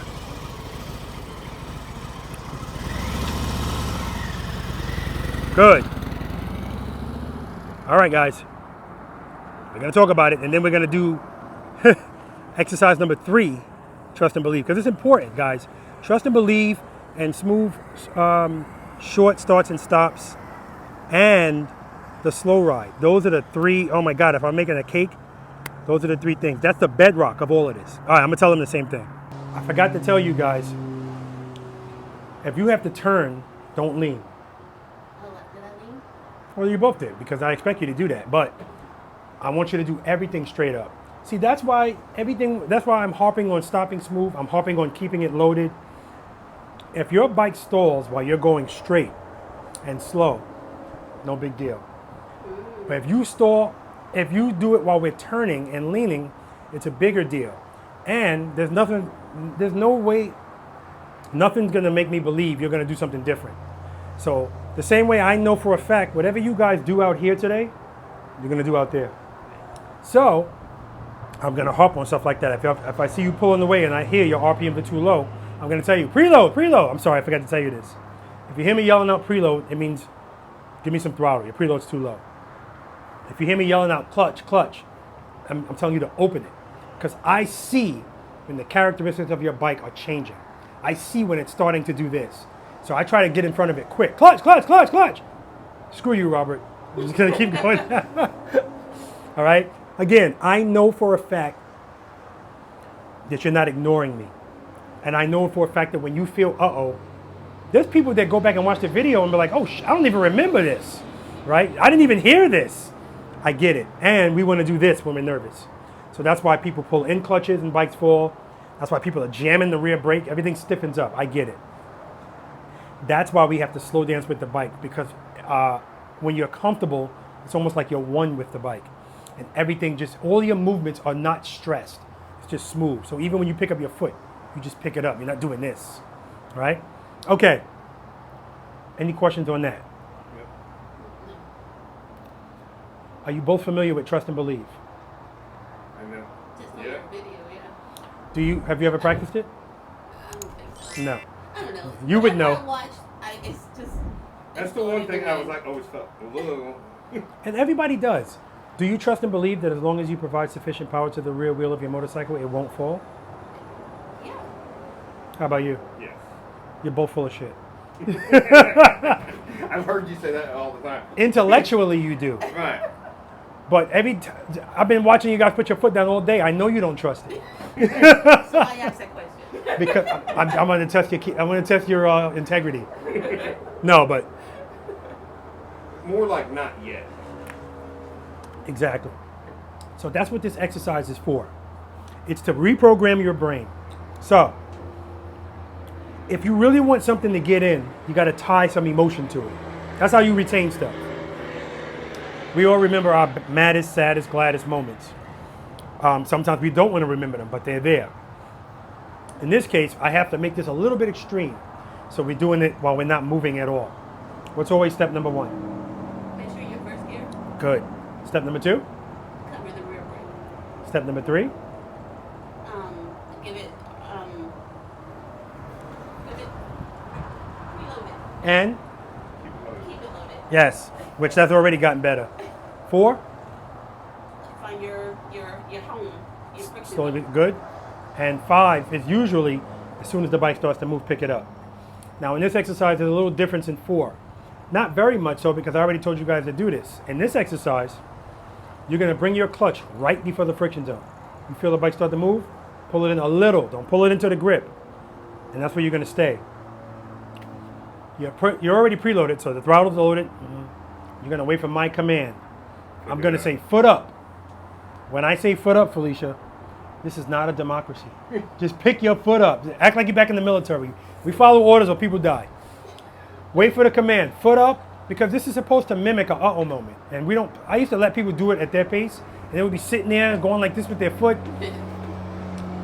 It has to be something that, bam, it just happens, and here's my reaction. And what's your reaction? Pick up your foot. Now, when you pick up your foot, I don't want that bike moving at all. I'm gonna be looking at the tread on your front tire. If I see it start to move, I'm gonna tell you, you're moving. Now, usually it's moving because even though people think they're right before the friction zone, they're in it. A very little bit and the bike's moving. And I'll tell them, pull the clutch in. I can hear that it's in it. At some point, you will be able to as well. When your foot's up, don't just open the clutch. You need to feel falling. But address it as soon as you feel it, and it's a small movement. You're already not even halfway there, you're there. You're just gonna have to do that. If you address it as soon as you feel it, that's all you're gonna have to do. If you wait longer, you're gonna have to do it more. It's okay, either way, it's designed to stand up. We talked about that, right? With power, sufficient power. That's what it's gonna do. Any questions about any of that? and then we're gonna be loaded, and we're gonna be in the home in the friction zone. Right before the friction zone. Before the friction zone, and you're gonna say foot up, and we're supposed to be up. And then you're gonna pick your foot up. And then if I feel myself leaning, let it out, let the clutch out a little. And then come to a smooth stop. We're still talking about being in full control. I'm gonna demonstrate it for you. Okay. But it's all about being in full control. And so again, the goal of some people think the goal is pick up my foot, see how long I can balance the bike there. No. Sometimes that's gonna happen because this is not in your control. Once you pick up your foot, whatever happens, happens. Sometimes you'll pick up your foot and sit there for 3 seconds because at that point, the balance just worked out. Sometimes as soon as you pick up your foot, you're gonna feel falling. You're in the exercise. Some people actually pick up their foot so fast, they throw the bike to the right. So automatically they start falling. So open the clutch. Now, if you pick up your foot and open your hand, if your bike goes a lot to one side, that's letting you know I waited a long time to open the clutch. If I open my clutch as soon as I feel it, you're barely gonna notice anything. All right, let me do it. Friction zone, friction zone, friction zone, friction zone, friction zone, friction zone. Smooth stop. So that whole stop, the way I'm telling you guys to stop, friction zone, rear brake, this is when it's most relevant, coming out of a turn. Because especially if I'm coming out of a turn where I'm leaned and I say, oh crap, I gotta stop. Most people are gonna go, oh crap, front brake, clutch in, the bike's gonna fall right down. And then they'll say, I had to lay her down. And they probably did because they don't know anything else to do, right? But what keeps the bike up? What does the bike want to do with speed? With power? Stand up, right? So if I'm in a lean and I need to straighten this bike out, I got to give power. Power's going to straighten it out, but rear brake at the same time because I got to straighten out the handlebars because we don't stop with the handlebars turned, right? Okay, trust and believe. Oh, let me start it first. First gear, covering the rear brake, head and eye, straight ahead. Preload. Clutch, right there, right before it. Foot up, smooth stop. Now you might go, I thought you said don't just open up your hand and go. I felt it as soon as I picked up my foot. As soon as I picked up my foot, I felt it falling. All right. Now I'm gonna wait a little bit longer. First gear, cover the rear brake, preload, clutch, foot up, smooth stop.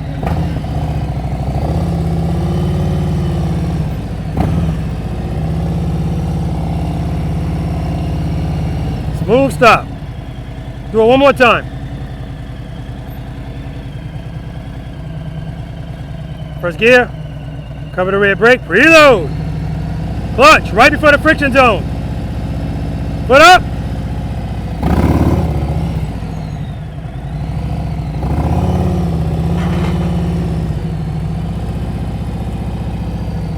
So anytime you see me doing this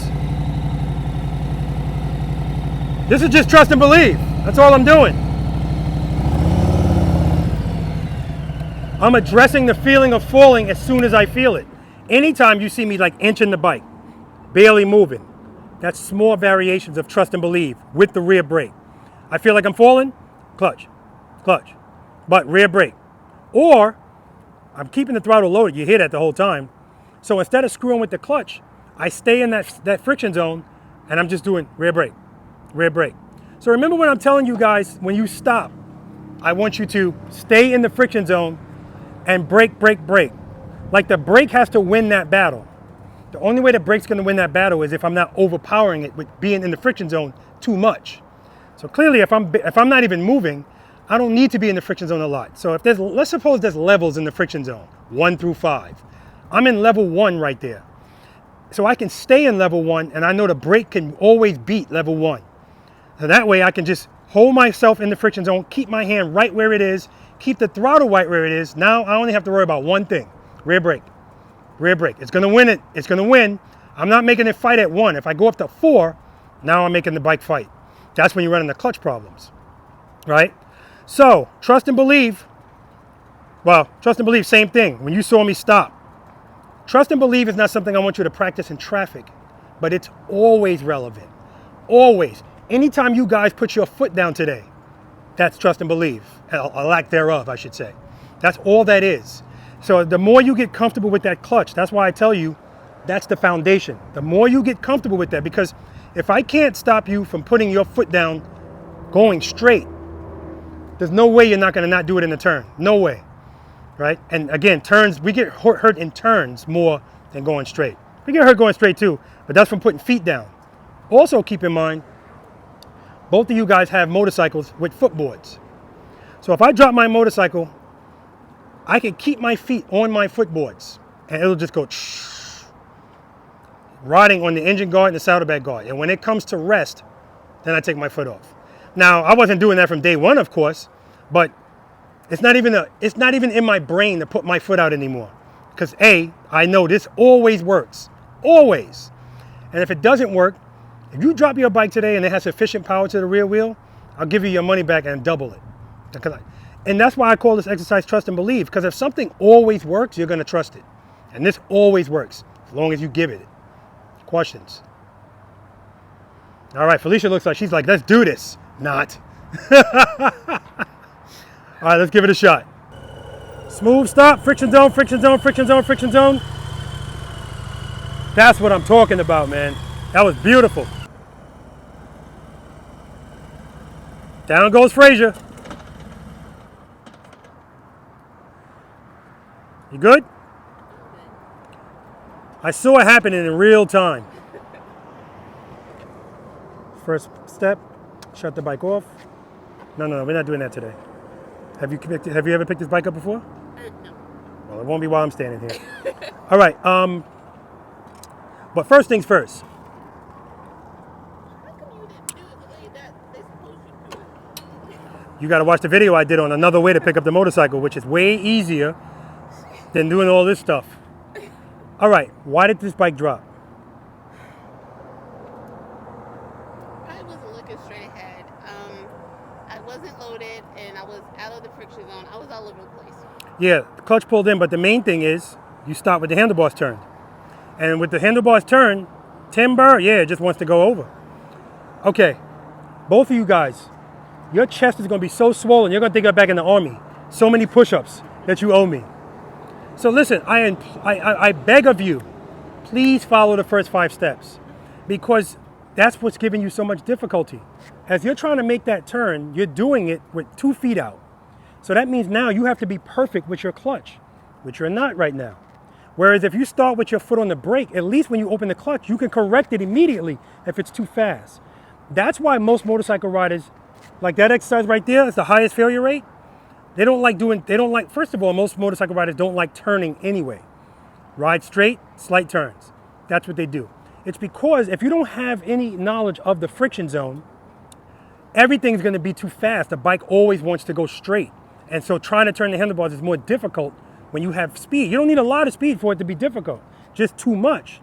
And so I'm watching you make that turn, and even when you pulled out, your foot's on the footboard, not the rear brake. So you're not following step number 2. We cover it because if we need it, it's right there. And sure enough, you need it right away. There's nothing wrong with starting on the brake. Start on it already. Start applying pressure, depending on the situation. Like when I stopped you here and I said, okay, go. Clearly you don't need it right there. You can just go.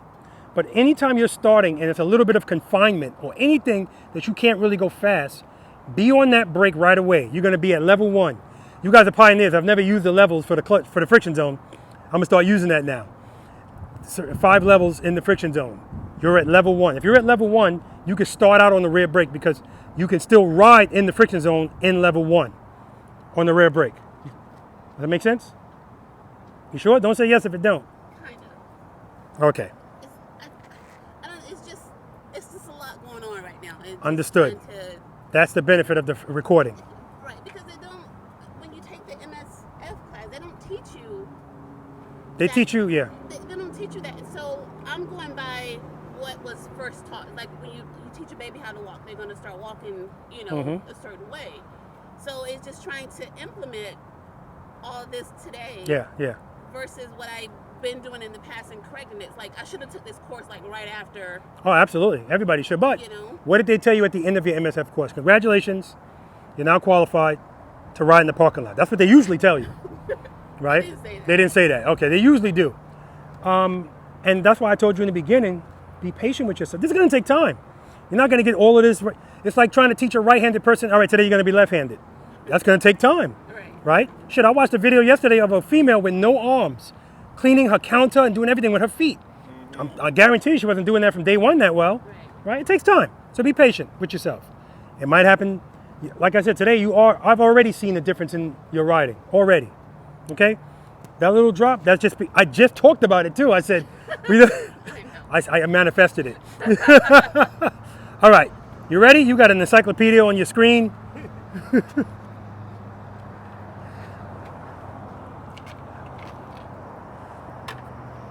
All right, remember, don't forget to come to a smooth stop at the end.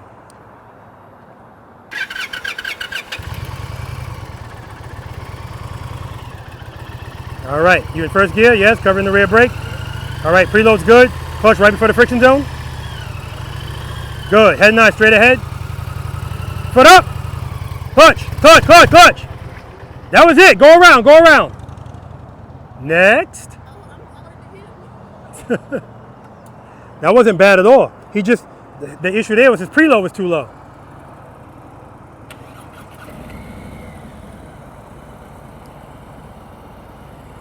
Good. And we're going to do slow ride right here. Slow ride. Preload. Clutch. Foot up. Clutch, clutch, clutch. Pull it in a little. Friction zone, friction zone, friction zone, friction zone, rear brake. All right, now that was beautiful. But the balance worked out for you there because you pulled the clutch in while you were still rolling. It just happened to work out. But it could have just started falling because you took the power away. Remember, stay in that friction zone all the way until you stop. Then pull the clutch in. Okay. First gear. Cover the rear brake. Preload. Clutch right before the friction zone. Head and eye straight ahead. I like that right there. That's what I wanted to sound like. Foot up. Clutch, clutch, clutch, clutch. Yes, you can. It's the first time. Don't worry about it. Preload. Give me some more. All right, see this foot? Put it out a little bit more. All right, now put that foot up.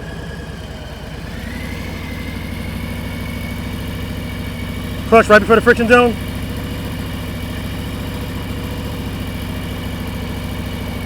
Pull it in a little. Pull it in a little. Foot up. Foot up. Foot up. No reason to apologize. No good on this one? One more time.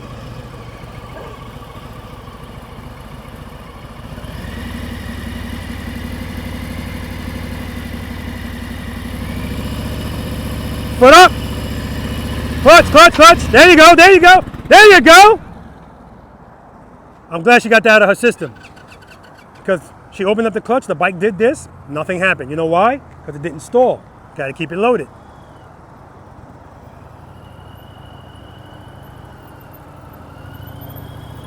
Slow down, slow down, slow down, slow down. There you go. By George, I think he's got it. All right, listen. Shut it off. That last time you went, that was beautiful. Beautiful. Only thing you did wrong is you didn't keep it loaded. Right. That was it. And same thing with her. I'm going to tell her when she gets here. But you opened up the clutch. You actually opened it, then closed it, then opened it back up, and that's when you put your foot down. But that was good. So let's correct all those things. Do it right. Don't forget to come to a smooth stop.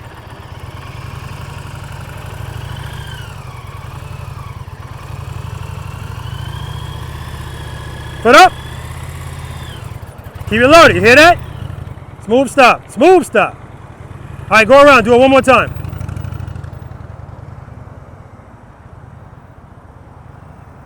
Slow down, slow down, slow down. Good. Friction zone, friction zone, friction zone, friction zone, rear brake. All right, we got a little bit more on that rear brake to stop it. Shut it off.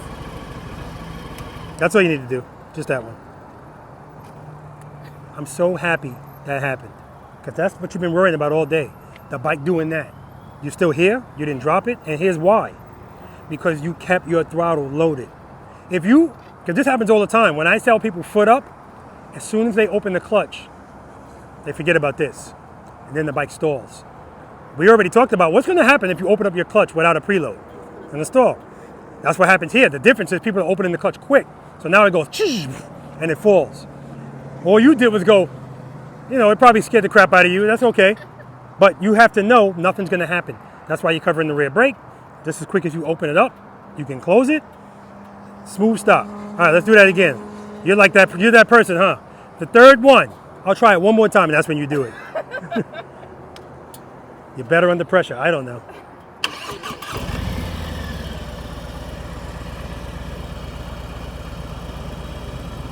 Good. Preload. I like it. Clutch right before the friction zone. Come off the brake. Just that way I can see. Open it up, pull it in a little. There you go. Now you go on the brake. Head and eye straight ahead. Keep it loaded. You said over the brake? No, cover the brake. You're good. Foot up. Clutch. Smooth stop. That's what I'm talking about.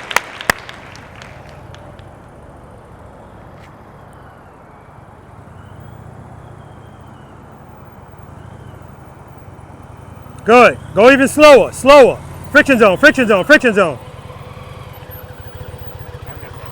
All right, it's another 20. All right, actually 10. Just 10. I can't count the last one. You stop it. All right, last time we're doing it. Don't forget, the stop is smooth, so you don't have to stop fast.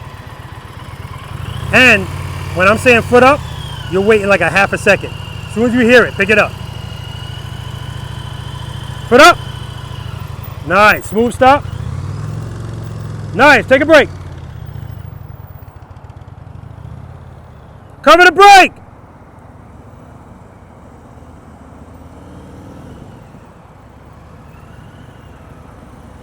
Friction zone. See, no friction zone. You just pull the clutch in. And as you're taking off again, not covering the rear brake. You went to it when we got right here. All right. That was beautiful. Copy and paste. This is the last time we're going to do it. But when I'm saying foot up, you're waiting like a second, then you're doing it. As soon as you hear it, foot up. All right. Reload. Head nine straight ahead. Foot up. Clutch. Keep it loaded. All right. Smooth stop. That's right. I still want my stop. Beautiful. All right, guys. We're going to move on to exercise number 4. Right turns, left turns from a stop, and we'll see what we get. I don't want you to have any preconceived notions. Sometimes I think, oh, no, this ain't going to happen. But I've already learned not to do that because we all learn differently. Any questions on trust and belief? No, just gotta practice more. That's it. Just got to practice it more. Use that foot peg to go over too. Passenger foot peg. Okay. Yeah, why not? All right. Again, step outside of our comfort zones. When you guys are coming to a stop and he said, I'm trying. That's what I love to hear because like we talked about earlier, as long as you're thinking about it, you're actively practicing, period, all the time. All right. Now, this exercise number 4, right turns, left turns from a stop. I just said to the camera earlier, usually I'll look at somebody and say, you're not ready for this, right? But I've learned not to do that because we all learn. Some people learn backwards and stuff they shouldn't know how to do because they can't do this, they can do it.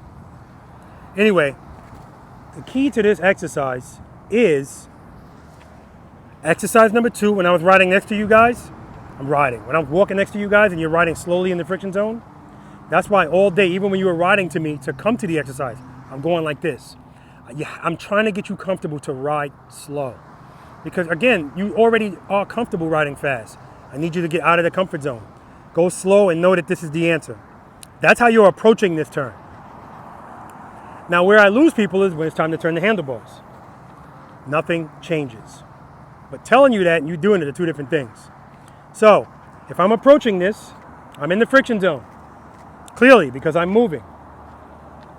My throttle's loaded. So I'm going to keep that right where it is. If it's working, I don't have to change it.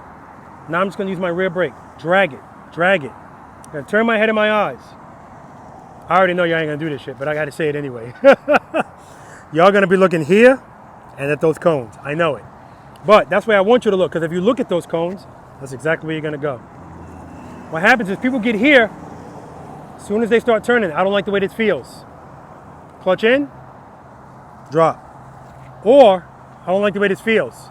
Clutch open. What does it want to do with power? It wants to go straight. So, keep it where it is. Clutch, preload, head and eyes, handlebars, rear brake, rear brake. Now, if I'm on the rear brake, but I see the bike is still going wide, now it's probably not. It's not just a rear brake. I got to pull a clutch in a little bit. Sometimes you got to know when to take power away from the rear wheel. Boom. As soon as you do that, your handlebars are going to do this. Then you can go back in, come off the rear brake, good to go. Those are the keys to success. But that's why I'm trying to get you guys to be comfortable doing it, just riding straight. This is the first time we're now introducing turning. And you think I'd be like, all right, we're going to turn now. Let's do a slight turn. No. How about 90 degrees? I was telling her, I was like, man, this looks a lot more narrow than it does on TV. Everybody says that, man. Everybody. I was like, man, it looked like 7.5 feet. 7.5 feet. Where's the tape measure? It's in there. I know. on TV. I thought it was like 15 foot. Yeah. So remember, like I always say, this is not a competition. So when you guys come through here, when I practice this, I stop right here in the middle. Sometimes I stop here. Sometimes I stop here. 3 things determine the radius of a turn on the motorcycle. Give me one of them. The radius. 3 things determine the radius of a turn. I don't know the angle you're going to turn that. I don't know. Give me one. Speed. Speed's is going to determine the radius of your turn. If you're going too fast, it's going to be a wider turn. Oh, so you got to go slow. That's right. 2, handlebars. Obviously, the more you turn, the tighter the turn. 3rd, lean angle. The more you lean, the tighter the turn. Motorcycles are designed to be lean. That's why the tires are rounded. We're not leaning in here. We're going to treat this like a gravel road. This is why most motorcycle riders look at a gravel road and panic. The reason they panic is because most motorcycle riders associate their feet as the safety net. And if the ground is gravelly, oh crap, I don't really have a lot of grip. It's the same way short people panic. I'm talking about people that don't know how to actually ride the motorcycle. This is what I meant earlier when I said our concerns are here when our education is here. The less you know, the more you worry about anything, right? This is no different. So once we get comfortable and we know, all I got to do is keep sufficient power on that rear wheel and this bike's going to stand up. Then I can just ride right over that gravel. I got to turn. I can't lean when I turn because if I do, the front wheel's going to go out. Head and eyes, handlebars. Keep the bike straight up. Keep power on the rear wheel. Rear brake. That's all this is. So everything out here is relevant out there. Everything. And if it's not relevant every time you ride, when it does come up, you're just going to know, oh shit, that's this. There was a little bit of a, not really a rodeo, but they had a pattern set up at Savannah Harley-Davidson. I'll never forget this. I did a video on it. We did the practice session. We said, hey, let's take a ride to Harley-Davidson. We took a ride to Harley-Davidson and discovered, hey, they were having this thing in the back. So we go in the back. I had 3 V.I.Preloaders with me. We walked the course. And they said to me, I said, how's it look? They said, all it is exercise number 4, 6, 8. Like it's all relevant, right? Everything we're doing is relevant. All right. So when you guys ride through here, oh, I'm sorry, I didn't finish telling you this. So when I stop right here, I can actually still go straight a little bit to make the turn. So I'm fine. When I stop right here, I have to start with the handlebars turned. So now I have to introduce handlebars. If I stop right here, what do I have to introduce? That's right.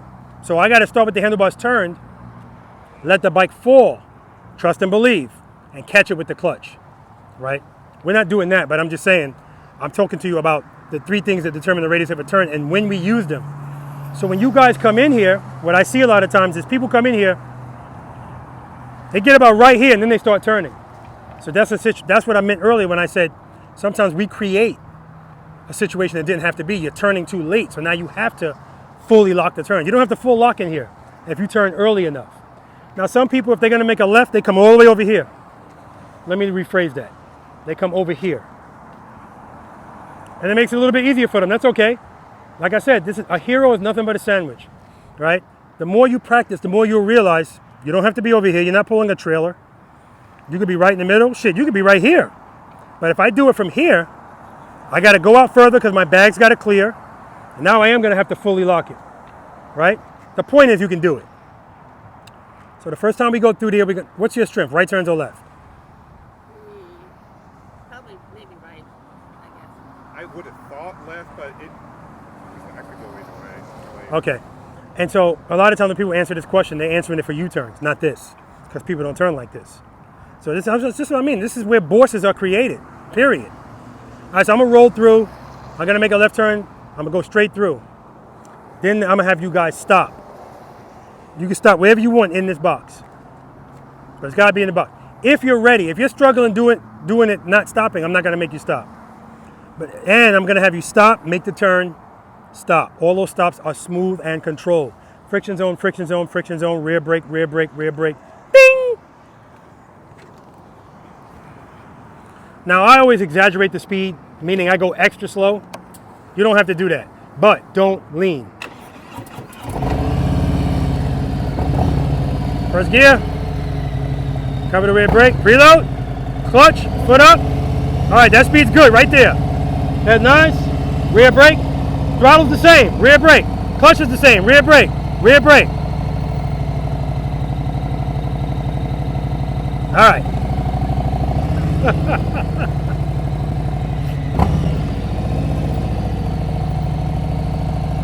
Friction zone, friction zone, friction zone, friction zone. Smooth stop. Like I said, I'm just exaggerating. All I'm showing you is that's trust and believe. That's all that is. So as I'm approaching this to make this turn, I'm using exercise number 2 to slow ride, and I'm using trust and believe, and I'm using open close. Open close. All of those, that's the foundation to all of this. If I'm gonna do it from a stop, from here. If I want to get over that falling feeling, I'll do an open close a little bit quicker. All right, I'm good. Rear brake, head nice, clutch, clutch, rear brake. I'm on the rear brake. You see my saddlebag light blinking? Good, so you know when I'm on my rear brake. It'll blink for a while and then go solid. Right now, I'm not on it. Not on it. I'm on it. Rear brake, clutch in. Now I'm gonna do it no rear brake. So now I gotta be perfect. Head nice, handlebars. No rear brake. Clutch control. But I don't want to do that. I want to use the rear brake. Also, you don't see my bike going like this.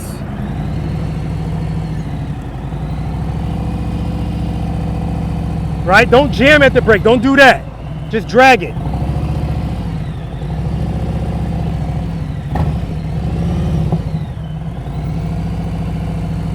Friction zone, rear brake.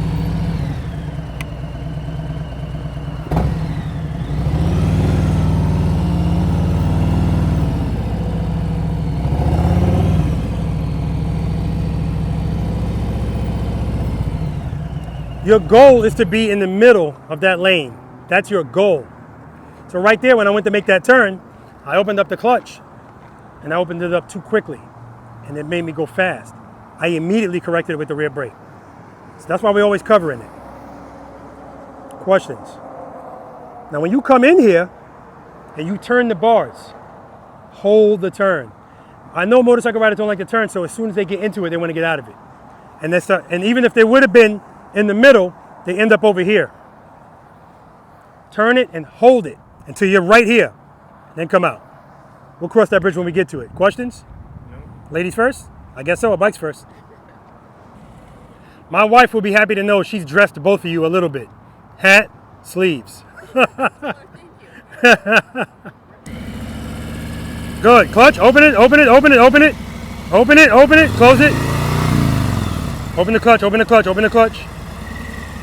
Good, start turning, keep the clutch open, keep it loaded, keep it loaded.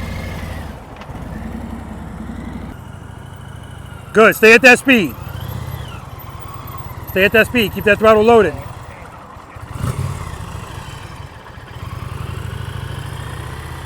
You don't want to start from here. You don't want to start from here. You guys got to make sure you get this together, get your feet up. If you start out and the bike's doing all of this shit, there's no way you're going to be able to make a turn. Open the clutch up more and get it straightened out, rear brake, and then stay at that slower speed.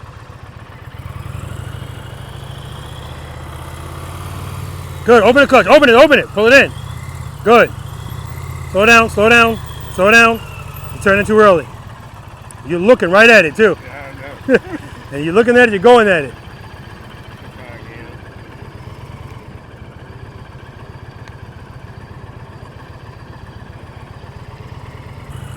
Head and eyes up. Good. Open that clutch. Foot up. Slow down.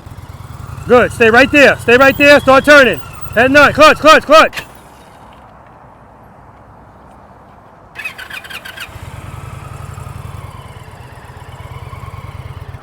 Preload. Slow down. Good. Stay at that speed. Start turning. Keep the clutch where it is. Clutch. Easy with that clutch. And keep it loaded, girl. You mind if I try it on that bike? You mind if I try it on that bike? Yeah. You do mind? I'm confused. I said, do you mind? You said, yeah. No, I said you said, do you mind? Yeah, I said, do you no, mind? no, You said, yeah. I was like, okay. I meant no. Okay.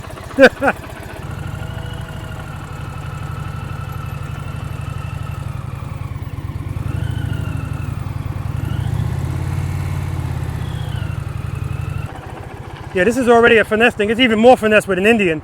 But as I'm going around, I hear the throttle. I hear when it gets low, I raise it. I'm just got to be conscious of the sound so you don't stall. So we're going to start from here. We got to get the speed together here.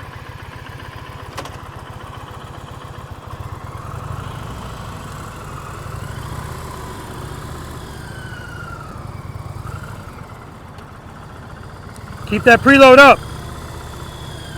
Good, keep it up. Keep the preload up. You hear that? It's almost stalling. Got to keep that preload up.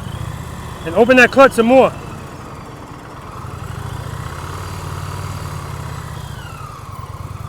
Clutch. Good, that's a good speed. Stay there. Oh, man.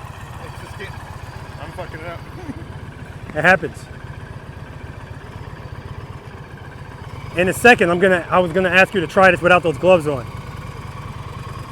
You could just be used to them. I'm so used to wearing gloves. Oh, okay, then you're good. It feels weird barehanded. Okay, I'm good. Open the clutch. Open it like you mean it. Open it. Go. Pull it in a little. There you go. That's how you get straight. Too much speed. Head and eyes. You're looking down. Clutch. There we go. We ain't stopping yet.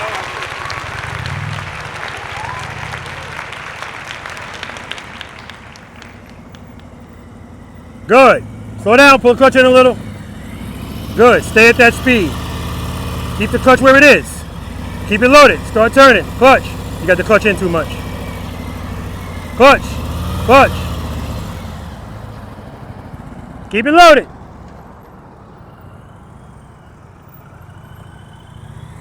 Good. Do it again. Head and eyes up. Good. Start turning. Rear brake. You're looking down the whole time. Slow down. Good. Stay at that speed. Don't stop. Stay at that speed. Good. Start turning. Keep the clutch open. Clutch. All right, it's coming. Stop shaking your head. It's coming. Good. Slow down a little. Head and eyes. Clutch. Rear brake. Good.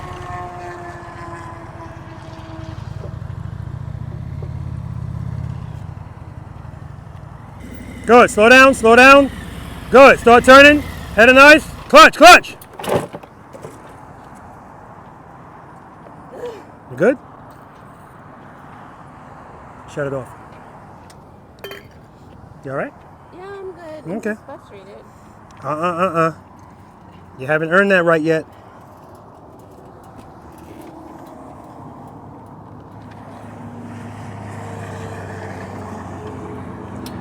I don't know why I can't. I know why. It's day one. We're thinking it, I guess. It's day one. If you said, Robert, I practice every day for the last 7 months, bam, now you've earned the right to be frustrated. You are where you should be. I already told you, this is the highest failure rate, this exercise, out of everything out here. So the fact that the last time you were right there, that's already progress. And can I drop it? So, I already told you why that happens. People say, oh crap, they pull a clutch in. That's what you did. No big deal. Listen, when you do something and I can say, shit, never seen that before, I'll let you know. Okay. All right, from right here, turn the handlebars. Turn the handlebars. Put that foot on the rear brake.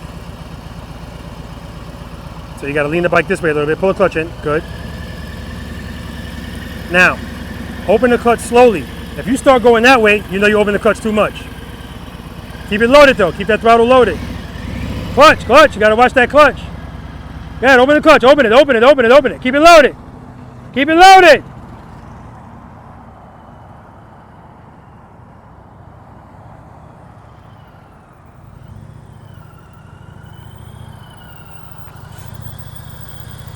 Good. Keep that speed. Head and eyes. You're looking right at those cones. Clutch, clutch, clutch, clutch, clutch.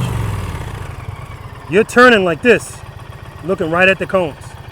And you're trying to will those handlebars to turn instead of just turning them. Yeah. So if you see it's difficult to turn, too much speed.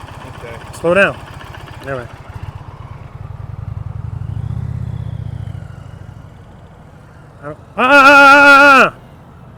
Thank you.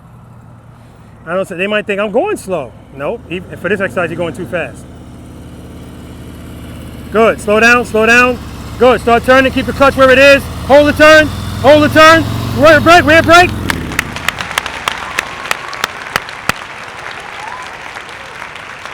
Now we just got to clean that up. All she had to do there is keep the handlebars turned, and she saw she was speeding up. Pull the clutch in a little bit. But she made it. Good. Head and eyes, turn. See, you're not turning. Slow down, slow down, slow down, slow down.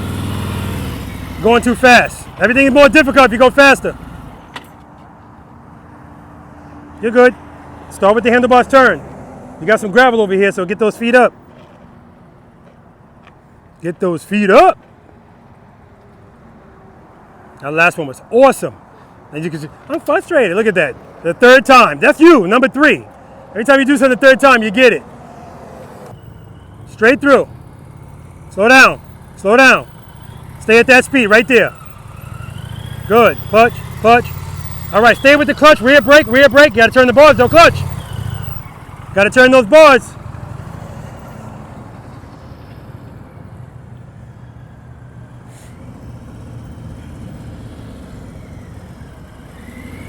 Good. Stay slow. Stay slow. Good. Stay in the friction zone. Keep that throttle low. You're turning way too early.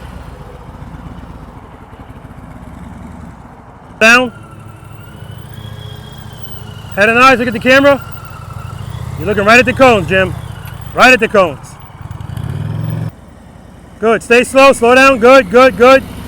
Start turning. Keep it loaded. I'm not making left turns. Now you're just showing off.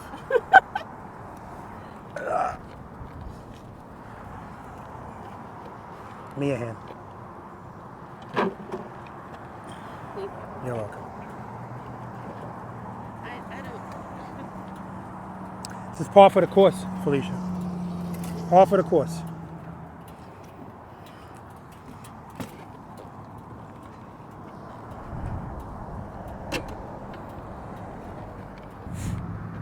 What's happening right here? I'm not. The friction's on. I'm messing that up. What are you doing? I'm bringing it in, not giving That's it it. You're pulling the clutch in. Period. It happens. We're going to do right turns next. You got to stop being so tough on yourself. You just got here. This is day 1. You have never turned a motorcycle like this motorcycle, in your life. And you think, listen, if it was this easy, everybody would know how to do it. So don't worry about it. But once you learn how to do it, it's easy. Like everything else. Good. Good speed. Good speed. All right, you got to drag that rear brake, head and eyes. Clutch, clutch. You're doing the same thing she is, but you're just strong enough to catch it. As soon as you get right here, you turn. You go to turn, you don't like it, you're pulling the clutch in. As soon as you do that, timber. I just felt like it was going in my brain. It was going to when you pull the clutch in. Yeah. But otherwise, it was fine. All right, right turns next. Get that foot up. Good. Slow down, slow down, slow down.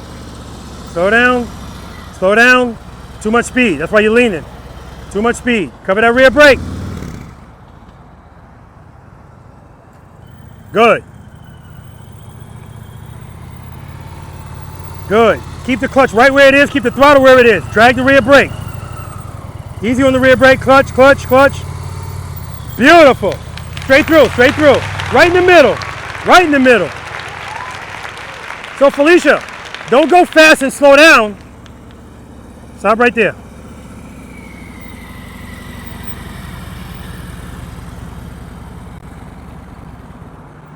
Keep it loaded. Keep it loaded. Watch the curb. Front brake, you lock that wheel up. Get it together. Cover that rear brake. Cover that rear brake. Any questions? Exercise number 4. Right turns, left turns from a stop. Beautiful. So that's a prime example, that exercise, of when we were talking earlier and I said, I know when, Jim, when you were coming in one time and I said, Jim, you're going too fast. I know you probably were like, what? I'm going slow as hell. It doesn't take a whole lot of speed to make those handlebars want to straighten out. So then that makes that turn. Like you were like, come on, turn. I saw you trying to will that bike to turn. All you have to do is slow down. Just about, sometimes just hitting the brake, your handlebars will just do that. Or pulling the clutch in a little bit. All right, time to turn. Well, we already turned, but now it's time to turn and lean. Exercise number 5, single serpentine. Cones are 15 feet apart. It's not that relevant, but just in case you want to set it up on your own, that's what this is. Now, here are the keys to success here. In that exercise, I told you if you go too fast, you can't turn the handlebars. Can I turn my handlebars like this at 50 miles per hour? No. All right, so in this exercise, I don't want you going too fast also because we still need to turn, right? People get into this exercise and they want to do this. Everybody wants to do the ski slalom. That's not what this is. So I forgot to tell you guys this from the start. The purpose is not to just get through the exercise, it's how you get through it. Everything is working on something. This is introducing turning the handlebars while you're moving faster and leaning. So that means you can't be going too slow either, because if you're going slow, you can't lean. See how my motorcycle's facing? That's the angle I want you coming into this first turn. Only way I'm gonna get this angle, I gotta start out here, away from that cone. And then I gotta dip it in. Go straight. And if I wanna make sure I stay wide, I'm not gonna start turning right away.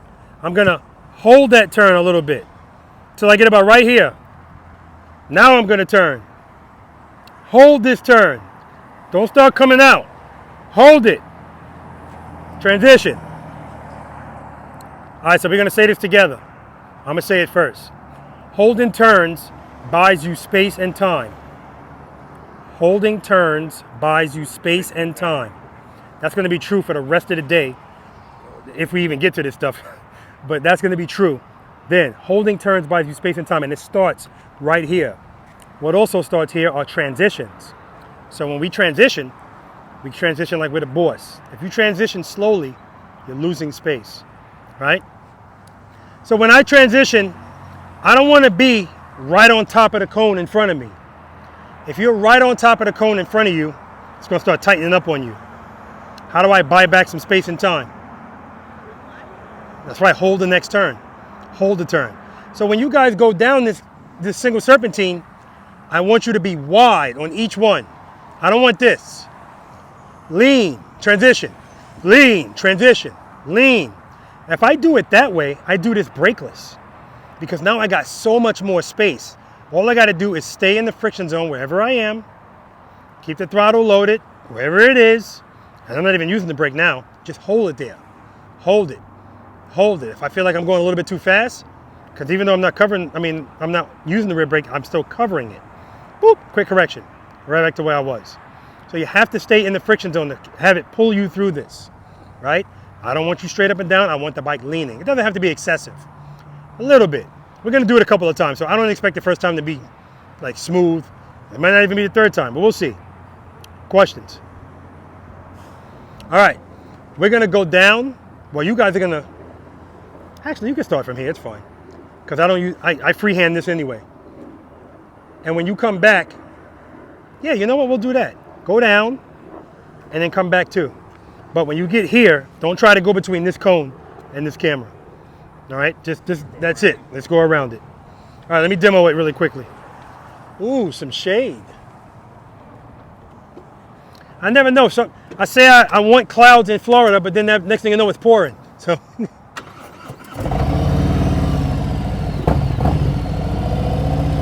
Dip it in.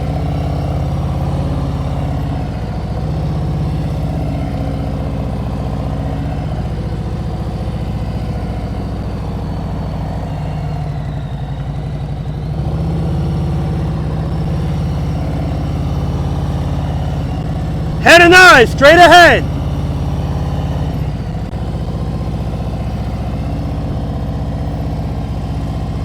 Smooth stop. Now, if you don't want to go that wide, that's fine. But the point is, the wider you are, it's forcing you to lean more, forcing you not to go too fast. But make sure when you're doing it, you're looking straight ahead. I already know you're going to look at every cone. At least name the cones if you're going to stare at them. All right, questions? Let's do it. Good, keep it wide. Good, lean it in, keep it loaded.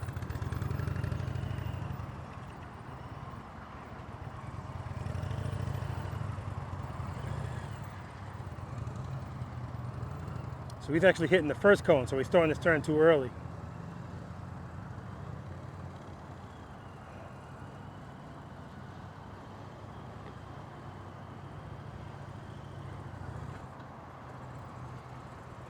Keep it loaded.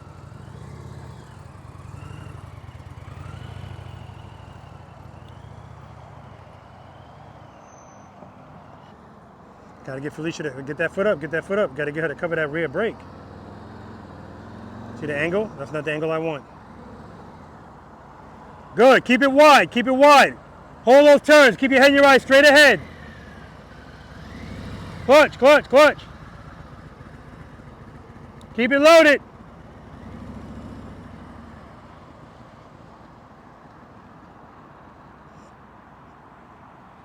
No rear brake covered.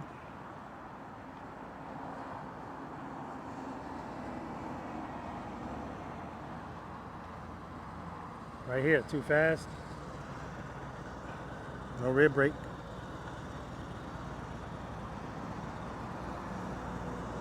And again, I don't care if she needs it, I want it covered.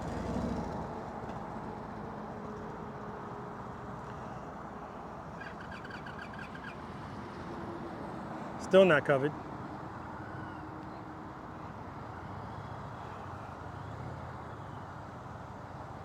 Still not covered. I see her over there. Good, dip it in, dip it in.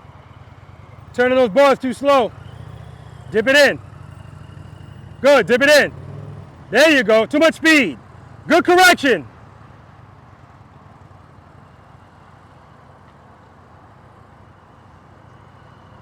Good, dip it in. Turning too early. Keep that throttle loaded. Easy.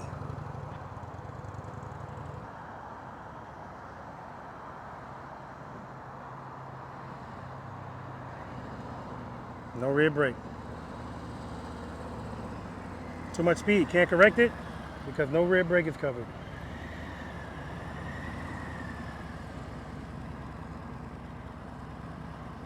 Clutch. Let's see, any rear brake coverage? Nope.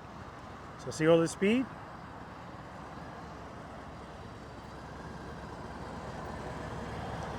I'll let you go the whole time the other time. No coverage of the rear brake. You come back in, no rear brake, and that's why you missed that other one because you're going too fast. You can't slow down. You got to keep your foot on that rear brake. And when you need it, use it.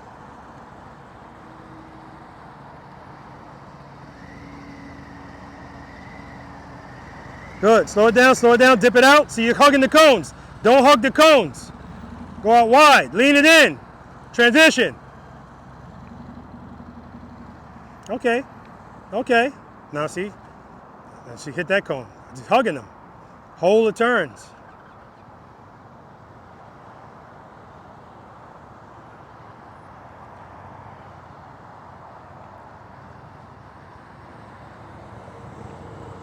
Good. Transition. Too much speed. Slow down. Good. Good. Too short. Too early. Dip it in. Transition. Transition. Hold the turn. Hold it. Transition.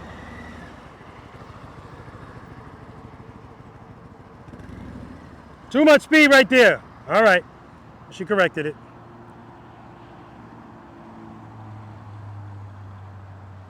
Good. Rear brake that time.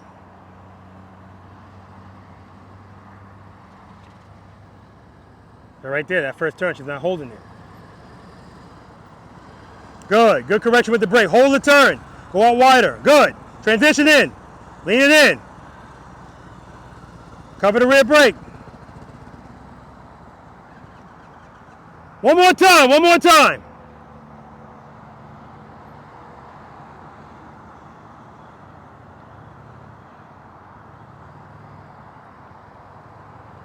There we go. That's the angle I want right there. Now dip it in. Good. Dip it in. Good. Dip it in. Easy with the clutch. There we go. Good correction. Clutch. Clutch.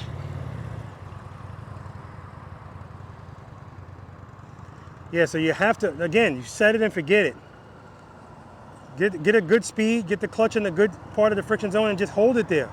Good. Dip it in. Good. There we go. There we go. Keep it loaded. Keep it loaded. Head over there.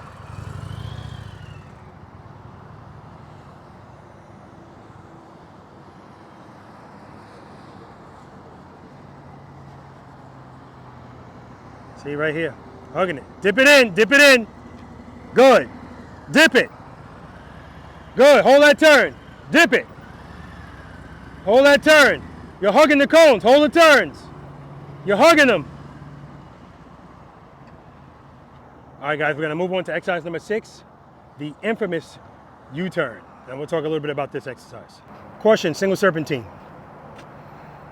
You're in love with my cones, Felicia, because he kept hugging them. You said name them, so I named them and I hugged them. Exactly. I knew it. You were starting to get it. Like, I just got to work on my clutch. yeah, exactly. See, that's what I mean. Go back to that first exercise. Yeah. It's all about that clutch control. But angles too. A lot of these exercises, if you start them wrong, it's going to affect you the rest of the exercise. But you can always correct it. Usually it's by holding a turn. So he was coming in. If that's the cone, he's all the way over here so that he can turn and be at the proper angle. You were coming in like this. So already you're starting out wrong. You're hugging the first cone facing this way when you should be facing this way. Because if you face this way, you'll be more inclined to go out wide and not hug the second cone. But right now you just want to do slight turns. Like again, I expect that. I got to work on keeping it loaded. Yep. More constantly. Yep. Just listen to it. That. And you know, it's, at the end of the day, you get it because the movements are so small with your wrist just to keep the throttle where you want it. Sometimes you can just hold it and you're there. And sometimes people turn and go, oh, but every time I turn, it goes down. Well, you are in control of your body. So if you hear it go down, bring it back up. All right. Now, as much as you refuse to cover that rear brake, the good thing about that is, like, you're making U-turns just using the friction zone. But I still want you to cover it because then when it's time to make a correction, you know, that's why we cover it. And again, light pressure is all we need. All right, infamous U-turn, guys. You guys have been making U-turns all day. So don't let the cones freak you out. I watched the last U-turn you made with no rear brake. Well within 27 feet, and that's what we have here. You guys could disregard this. I may as well pick these cones up now because this is the 18-foot box. It's not going to be applicable. Exactly. So, as a matter of fact, yeah.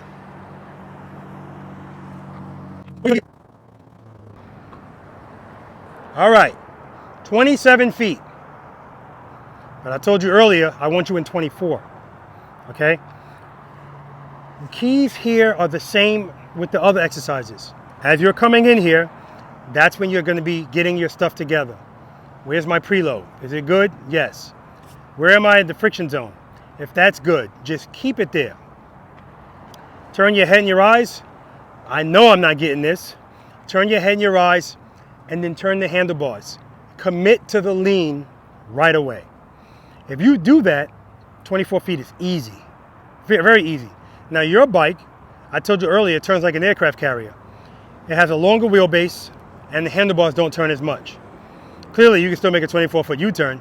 You're probably gonna have to lean the bike a little bit more. Now, I'm not asking you for a full lock. I'm not asking you to scrape anything. It doesn't have to be extreme. The key to this is not going too fast and committing to the lean right away. And that's the reluctancy I get out here most of the time. I'm always looking at the light under the motorcycle when you get up there. Head and eyes, handlebars.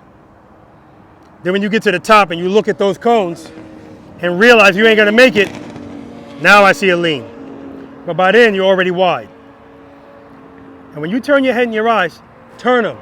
When you turn your handlebars, turn them. And as soon as you turn them, lean. If you do that, you're fine. All right? All right. Head nice, handlebars. Hold the turn. Nice and easy. Listen to my throttle.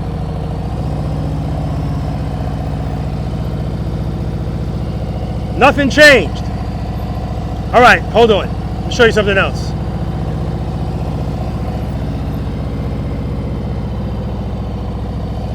If you can see it, look at my clutch hand.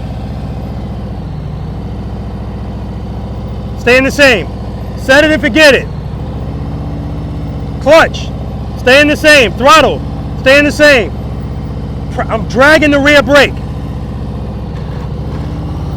I could do this all day until I change something.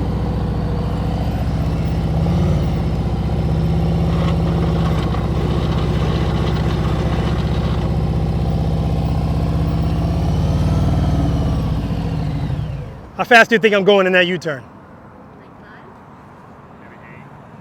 7 to 8. 5, it would drop. And the reason I ask you this question is because I want you to know I'm not asking you to lean that much. The more I lean, the higher the risk. The more perfect I have to be. If I pull the clutch a little too much, it's going to fall. If I open it a little too much, it's going to go wider. You can be going 10 miles per hour in your U-turn. Lean the bike over. It's going to be fine. I'm not looking for you to speed through. The friction zone should be pulling you through this U-turn. Good? All right, let's do it. Keep the throttle loaded, it's low.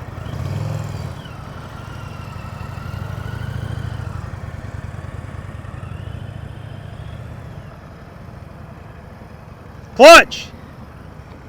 And you still weren't covering the rear brake.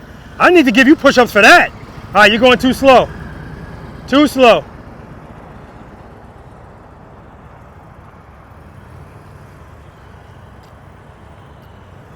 Felicia's got to get in the habit of covering that rear brake. Keep that speed, keep that speed, keep that speed. Head and eyes, handlebars. Keep it loaded. Clutch, clutch.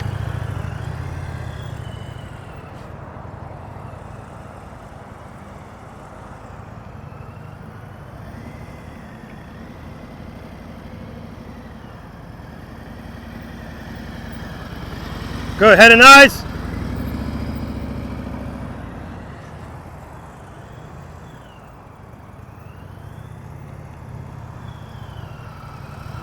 Good, stay in the friction zone, keep it loaded, hold that turn, rear brake, too much speed, too much speed.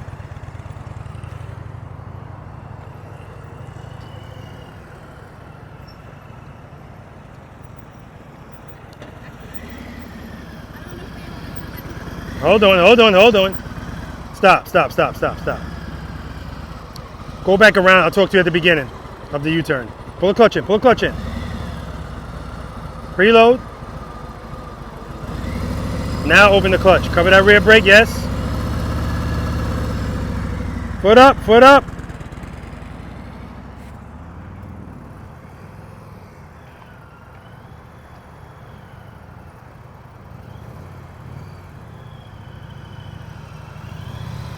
Good, head and eyes, handlebars, clutch, rear brake, too much speed, too much speed.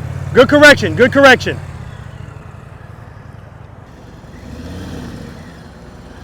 Well, that route didn't make sense. Should have came this way so you're straight. All right, anyway, shut it off.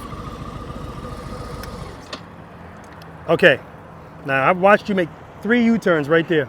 Although those were right U-turns. So I don't know. The only thing you need to do here, I'm going to walk with you. We got to, same thing, ride toward it.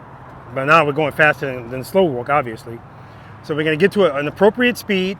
Once you're at that speed, wherever your clutch hand is, keep it there. Head and eyes handlebars. What you're doing is you're making a slight turn. You're speeding up. So that's why you can't turn the bars. You don't need to be going fast here. You just need to keep that power in that rear wheel. And drag the rear brake. Drag it. Everything about your body language is like, I'm done. When you turn your head and your eyes, look at me and come to me. I know you're not going to do that, but... Huh? Get that foot on that rear brake. You trying to what? We can straighten it by moving. Good try.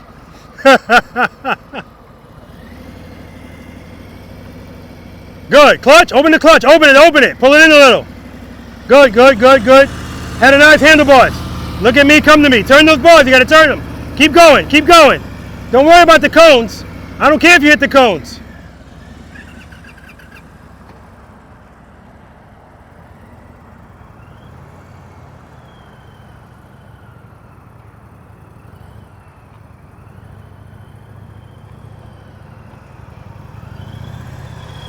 Good. Head and eyes, handlebars. Look at me. Too much speed. And get that foot all the way on the board. Put it on the board.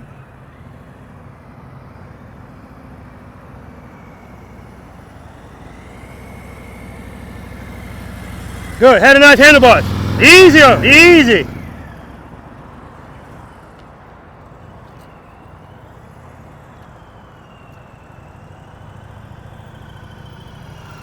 Stay at that speed. Head and eyes, turn the bars. Rear brake. It's coming. A little bit too much speed though.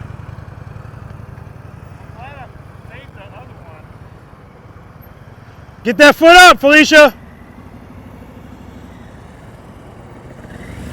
Keep it loaded.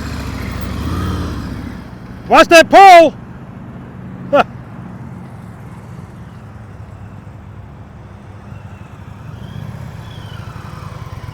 Good. Slow down. So you're speeding up, but that's good. We got to work on those head and eyes, man. Oh, man. I mean, looking right at the ground the whole time.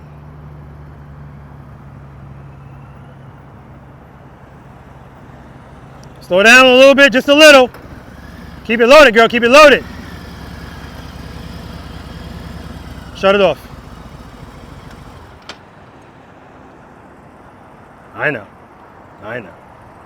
But when I see you pulling up and the bike is almost stolen while you're going straight, that's when I know it's one of two things. Either you're tired, frustrated, both. I think so. Okay.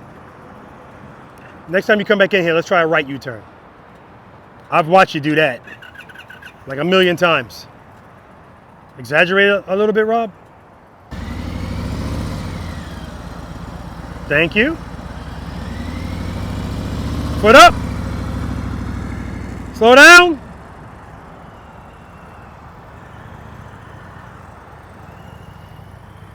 Smooth stop.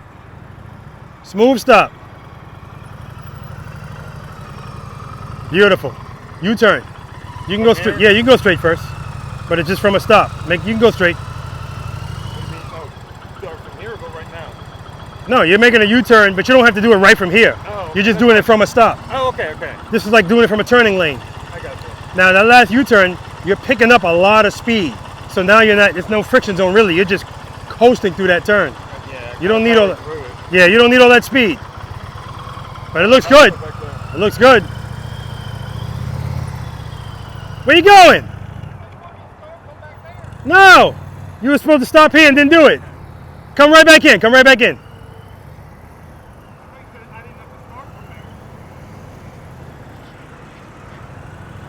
Smooth stop. You said don't start from there. Oh, no. Start from right here. But you can go straight first. That's what I'm saying. Got you. Yeah. As soon as you turn your head, and your eyes, well, look at me. Keep looking at me.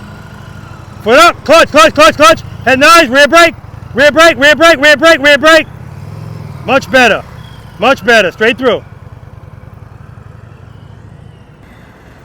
Good, easy on that rear brake. Keep it loaded, keep it loaded, keep it loaded.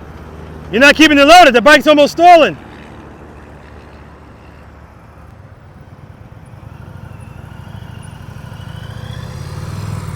All right, U-turn, smooth stop on the other side.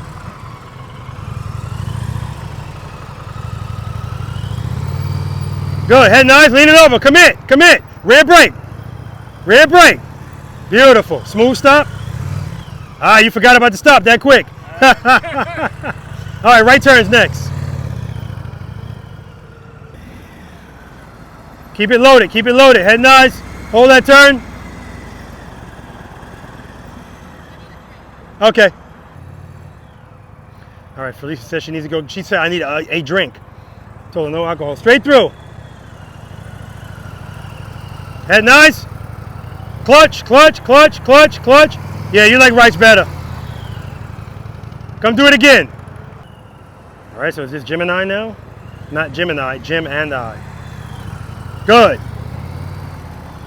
Clutch, clutch. I like it. He's choosing to lean the bike over more than the first time. Smooth stop.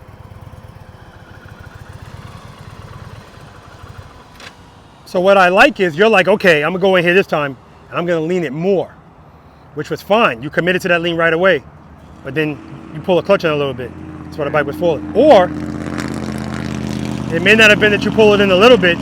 It may have been that the amount that you were in the friction zone was fine up. Once you leaned it that much, you needed a little bit more. Right, yep. All right, let's do it again.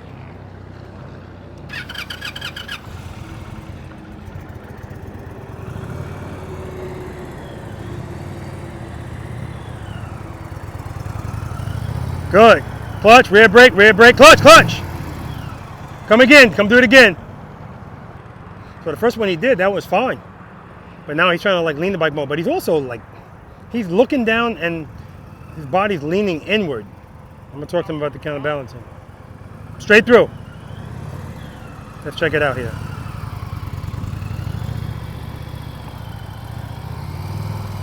Much better. Come right back in.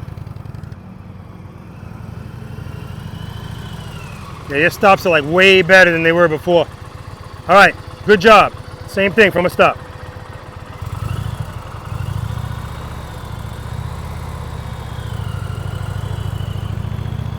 Keep it loaded, keep it loaded. Good, good, good job. Come right back in.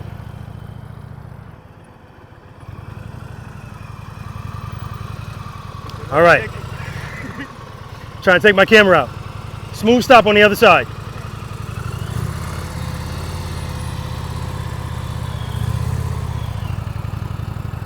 Clutch, clutch. Try it again. I can hear it, like when he starts to make that turn, I hear the preload go down.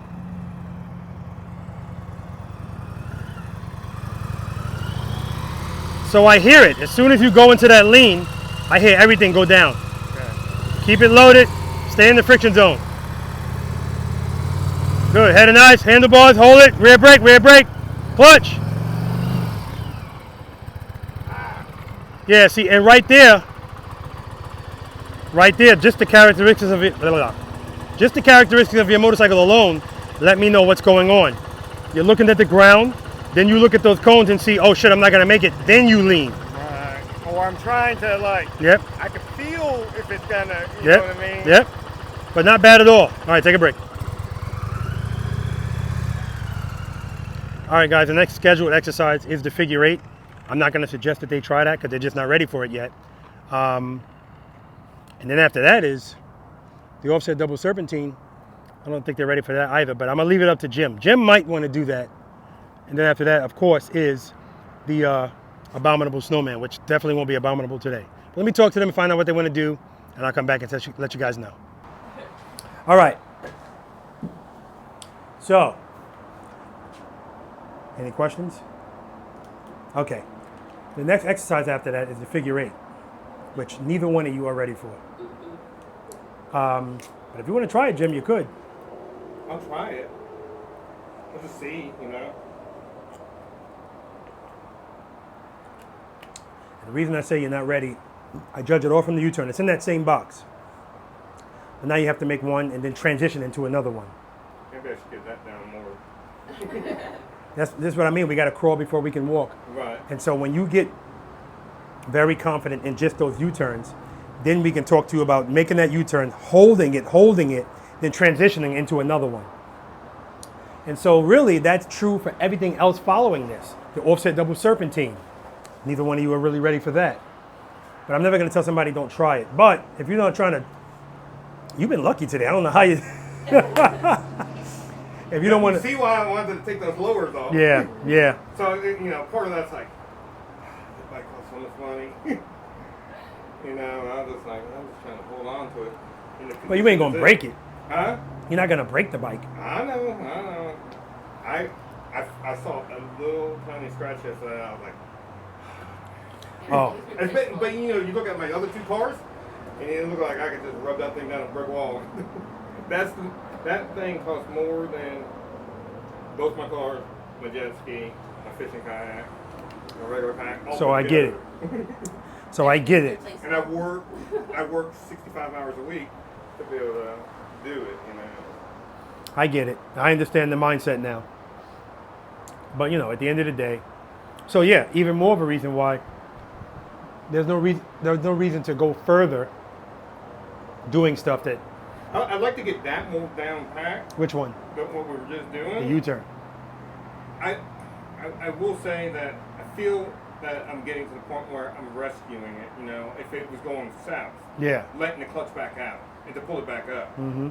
Yeah. Because I've done that on that. You did it a couple of times on that. The other times, the foot came down. The foot came down 3 times. Man, I'm telling you, your chest is going to be so big. All these push-ups. So again, like I said, I'll leave it up to both of yous if you want to. Continue. Yeah. No, I know I'm not ready. Yeah. Okay. I don't want to. I don't want to be out in heat as long as we need to, and I'm not going to get it. It's just something I need to. I know that I need to practice on. I need to get 1 down, and then move up to 2, and then 3. Not even that. The warm up. Right, that's the warm up. It's the 1, right? No. Oh, okay. It's a warm up, and then there's 1. Okay. And the reason it's like that is when I first started this channel, I didn't think I had to go over starting and stopping. But again, I'm learning. I learned, and I realized stopping is part of slow speed maneuver. It's a huge part of it. Right. So I had to add it. So I already had the numbers for everything. So I just said warm up. But man, that rear brake, you're gonna be the first person I gotta add push-ups to not covering the rear brake, because you just won't do it. I think I'm dragging too much brake or something sometimes. But if I release it, I feel like that bike really wants to Exactly. go. So- That bike, I'm really trying to hold. So what does that tell you? That I got too much friction. You're in the clutch, you're in the friction zone too much, exactly. So that's what I mean when I say it's good that you know that. You feel it. I feel like, if I let go of the brake, it's going to take off. Yeah. So I'm just trying to figure out the combination to find the sweet spot between the two. That's why the sweet spot is, like your stops are way better. So the sweet spot is when you're doing that exercise where you're doing a slow ride with no brake. It's good to have somebody walking next to you to kind of gauge your speed. That's the key. You need to know how much clutch I need to make the bike do this, and just keep it there. Be able to make that bike move very slowly without a lot of change. Then after that, if you want to start doing that and incorporating just a little bit of rear brake to make you go a little slower, now you already found a good spot in the friction zone. You don't have to worry about that. Just keep it there. A little bit of rear brake. You're already going slow. This is going to make you go a little slower. Because right now in your U-turns, you're right. Every time you made that left U-turn, when you got to the other and I said, rear brake, I knew when you came off your rear brake because your bike was like too much. So you're making them actually fight a little bit. That's when you run into clutch problems. Yeah, and when I try to do the slow roll when I was doing it on my own, and when I try to do it here, you're like too fast. I'm almost like, so Exactly. you're right about having, if you had someone pacing you That's off, right. because what you think is slow No. is too fast. It's right. And if you really want to gauge, am I going slow enough? Try to make a 90-degree turn. And if you see, damn, my balls are hard to turn, I'm going too fast. Do you have this anywhere where we can get these like dimensions? Like if we Description want section. Huh? Description section of every video. Okay. If you go all the way to the bottom of it, you'll say measurements. Okay. There's the measurements for all of That them. way I can like go to a parking lot and just set it up with tape or something. That's it, man. That's it. What is I'm still trying to get my controls under wraps, you know. Yeah. So now I hope I have a starting place. Yeah. You know? I hope you both get it now when I say everything starts where we started. Because if you're still trying to figure out your friction zone, going straight, doing turns, especially transitioning, Yeah. stuff's gonna start getting messed so you up. Don't drop anything? And then of course the abominable snowman, no, we're not going in there. Well, you know what? I say that, but What's the first circle? 27 feet. I feel like you could continue on a circle if you could make a U-turn and then pull out. I feel that way too. It's just a matter of doing it. Yeah, You want to try it? maybe. I was doing in circles yesterday in a parking lot, and then How wide? And then I would switch, but I don't know how wide it was. But then I kept trying to make it narrower. That's what you were doing in the U-turn today too. You would go through and then the next time you would aggressively lean. Yeah. And that's fine. Now sometimes when people do that, they say, screw it, I'm gonna throw it right into the lean. That's a beautiful thing. That's the key to a tight U-turn. But as soon as you do it, you go, shit, I don't like this. Clutch in, and you lose a little bit of power. Because if you're gonna lean it that much, yeah. There's a Publix by my house that I toss that thing into a U-turn every day when I leave that Publix. That's the only way you can go. Right. But I just, and then I'll go. So listen, if you want to try the 27 feet, we can try it. Because at the end of the day, if you don't make it, you just hit some cones. Right. Not a big deal. Now keep in mind, a circle is tighter than a box. So if you're making 27-foot U-turns in the box, and if you're going line to line, you're gonna have a hard time in the circle, because again, it's tighter. Right.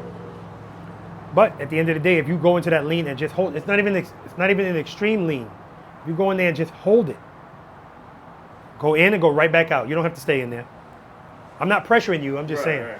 if you want to try it, I'm more than happy to let you try it. All right, Felicia, how you Yes, feel? Robert. Overwhelmed. Okay. It was a lot. A lot to take in. I know where I need to go, and what I need to start all over, and That's right. start from the warm up. Date your motorcycle. That's what you need to do. Yeah. Good. Do you remember what you rated yourself when you first came out here? 3. Any change in that number? No. Okay. Okay, maybe a 4. But Okay. Okay. Pleasure to meet you. no. Nice to meet you too. Pass the mic. That's the wrong show. Jim, how you feel? Felt better yesterday. I felt a little defeated, Yeah. a little bit, but it's a lot different doing it than watching it. You know? Absolutely. You got to. And that bike, I've only had that bike for 6 months, so Yeah. I've never done any slow speed stuff on that bike. It made me a little bit nervous. I feel better about stuff. Yeah. You're stopping way better. I might do a before and after on the screen with you, like your first stop versus the way you were stopping at that U-turn, just smooth. I took one of the things that you said in one of your past videos, like just brake and then finish pulling in the clutch. Like when you're in the friction zone, bringing it in. Don't try it, when you come to a smooth stop. Yeah, stay in the friction zone all the way until you stop. Yeah, and then pull Then it put in. your foot down and then pull it in. That's right. Yeah, That's so right. that's what I was trying to do. And so, like she said, overwhelming. And the real word I like to use is it's humbling. Yeah. That's really what it is. You don't know what you don't know. It's that simple, right? And it's why once you learn all of this stuff, the weight of the motorcycle is irrelevant. Yeah. Irrelevant. You remember what you rated yourself when you first came Like out? 4 or 5, Any change in that number? maybe a 3, 4. Okay. Oh, Pleasure to meet you too. man. I mean, just so people know, it looks bigger on TV than What are we talking about? the cones. Yeah. It's a lot, like especially that one right there with the left turn, right turn. It seems That is the one exercise everybody says, dude, did you move this in?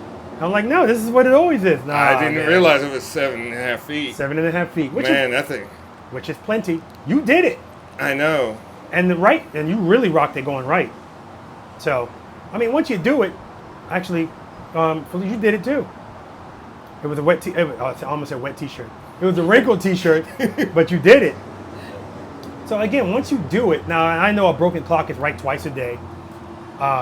So if you do it more than once, and if you don't do it, if you know what you did wrong, that's fine. So again, it's very hard. I realize it's difficult for people to focus on the positive, because it's so easy to focus on the negative because we want to just get it. We want to get it. But it's inevitable. That's what I have to tell you. We ain't splitting atoms out here, right? It's inevitable. I feel better about letting the clutch back out to straighten the bike up. Yeah. I feel better about Trust to believe. Actually, you rocked that too. You know. So. It's just going to come down to muscle memory. Hold up. And so did you. She was like, no, I'm done. She said, all right, one more time. So that was bases loaded, 2 outs, bottom of the ninth, 3-2 count. She came up and hit a home run. That's what happened right there. But yeah, that's awesome. Just keep at it. Again, a playlist video that I told you both about. Just watch that. It's taking you all the way from the beginning of what the preload means up until whatever. I don't know. I should have done this a long time ago. I just did it recently because a lot of people will come to my channel and they just see a bunch of videos and it's like, where do I start? Yeah. So I took care of that for them. Playlist, guys. Playlist.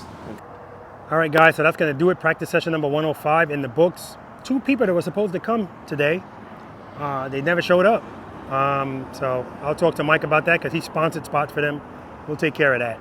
Anyway, that's neither here nor there, guys. It's got nothing to do with you. I want to thank Felicia and Jim. It was very easy for me to remember names today because I had 2 people. But they chose to shut it down at exercise number 6. My advice was they're not really ready for the rest, and why push it? Especially Felicia's hot. She's tired. She's bothered. And she's hard on herself. But I told her right from the start, I said, how often have you practiced? And she said, never. So I said, all right, so be patient with yourself. You are where you should be, right? You have to put the time in for this, guys. It's that simple. Yes, we all learn differently. And there are some people that might come out here and get a lot more stuff. But there's a lot more people that won't. It's just that simple. Baby steps, guys, baby steps. So like I said before, if you're new to this and you're trying to figure out where do I start, go to the playlist that I just made up. It's called New to the Channel, Start Here, and watch those videos. Okay, that's going to give you a good start, a good starting point to everything that we do out here, but particularly what you do on your motorcycle, right? We got to start with the foundation, guys, the basics, all right? All right, so once again, I want to thank Gator Ford and Mike Accord for hosting us here. Happy birthday to him again. I want to thank Rich again for helping me out, and happy birthday to Rich. And I'm going to pack up. And now here's the one downfall to only having 2 people here. I got to pick up these cones. But listen, it is what it is. At least I get to leave them here overnight. A lot of pluses at this dealership. And what do I always say to you guys? Spend more time being thankful for the things that you have, less time complaining about the things that you don't. I don't just say that, I live it. It's not about being the best, guys. It's about being the boss. And I'm talking about of your motorcycle. Seat time does not equal practice time, guys. And if you have time to ride your motorcycles, you have time to practice on them. That's not my opinion. Until next time.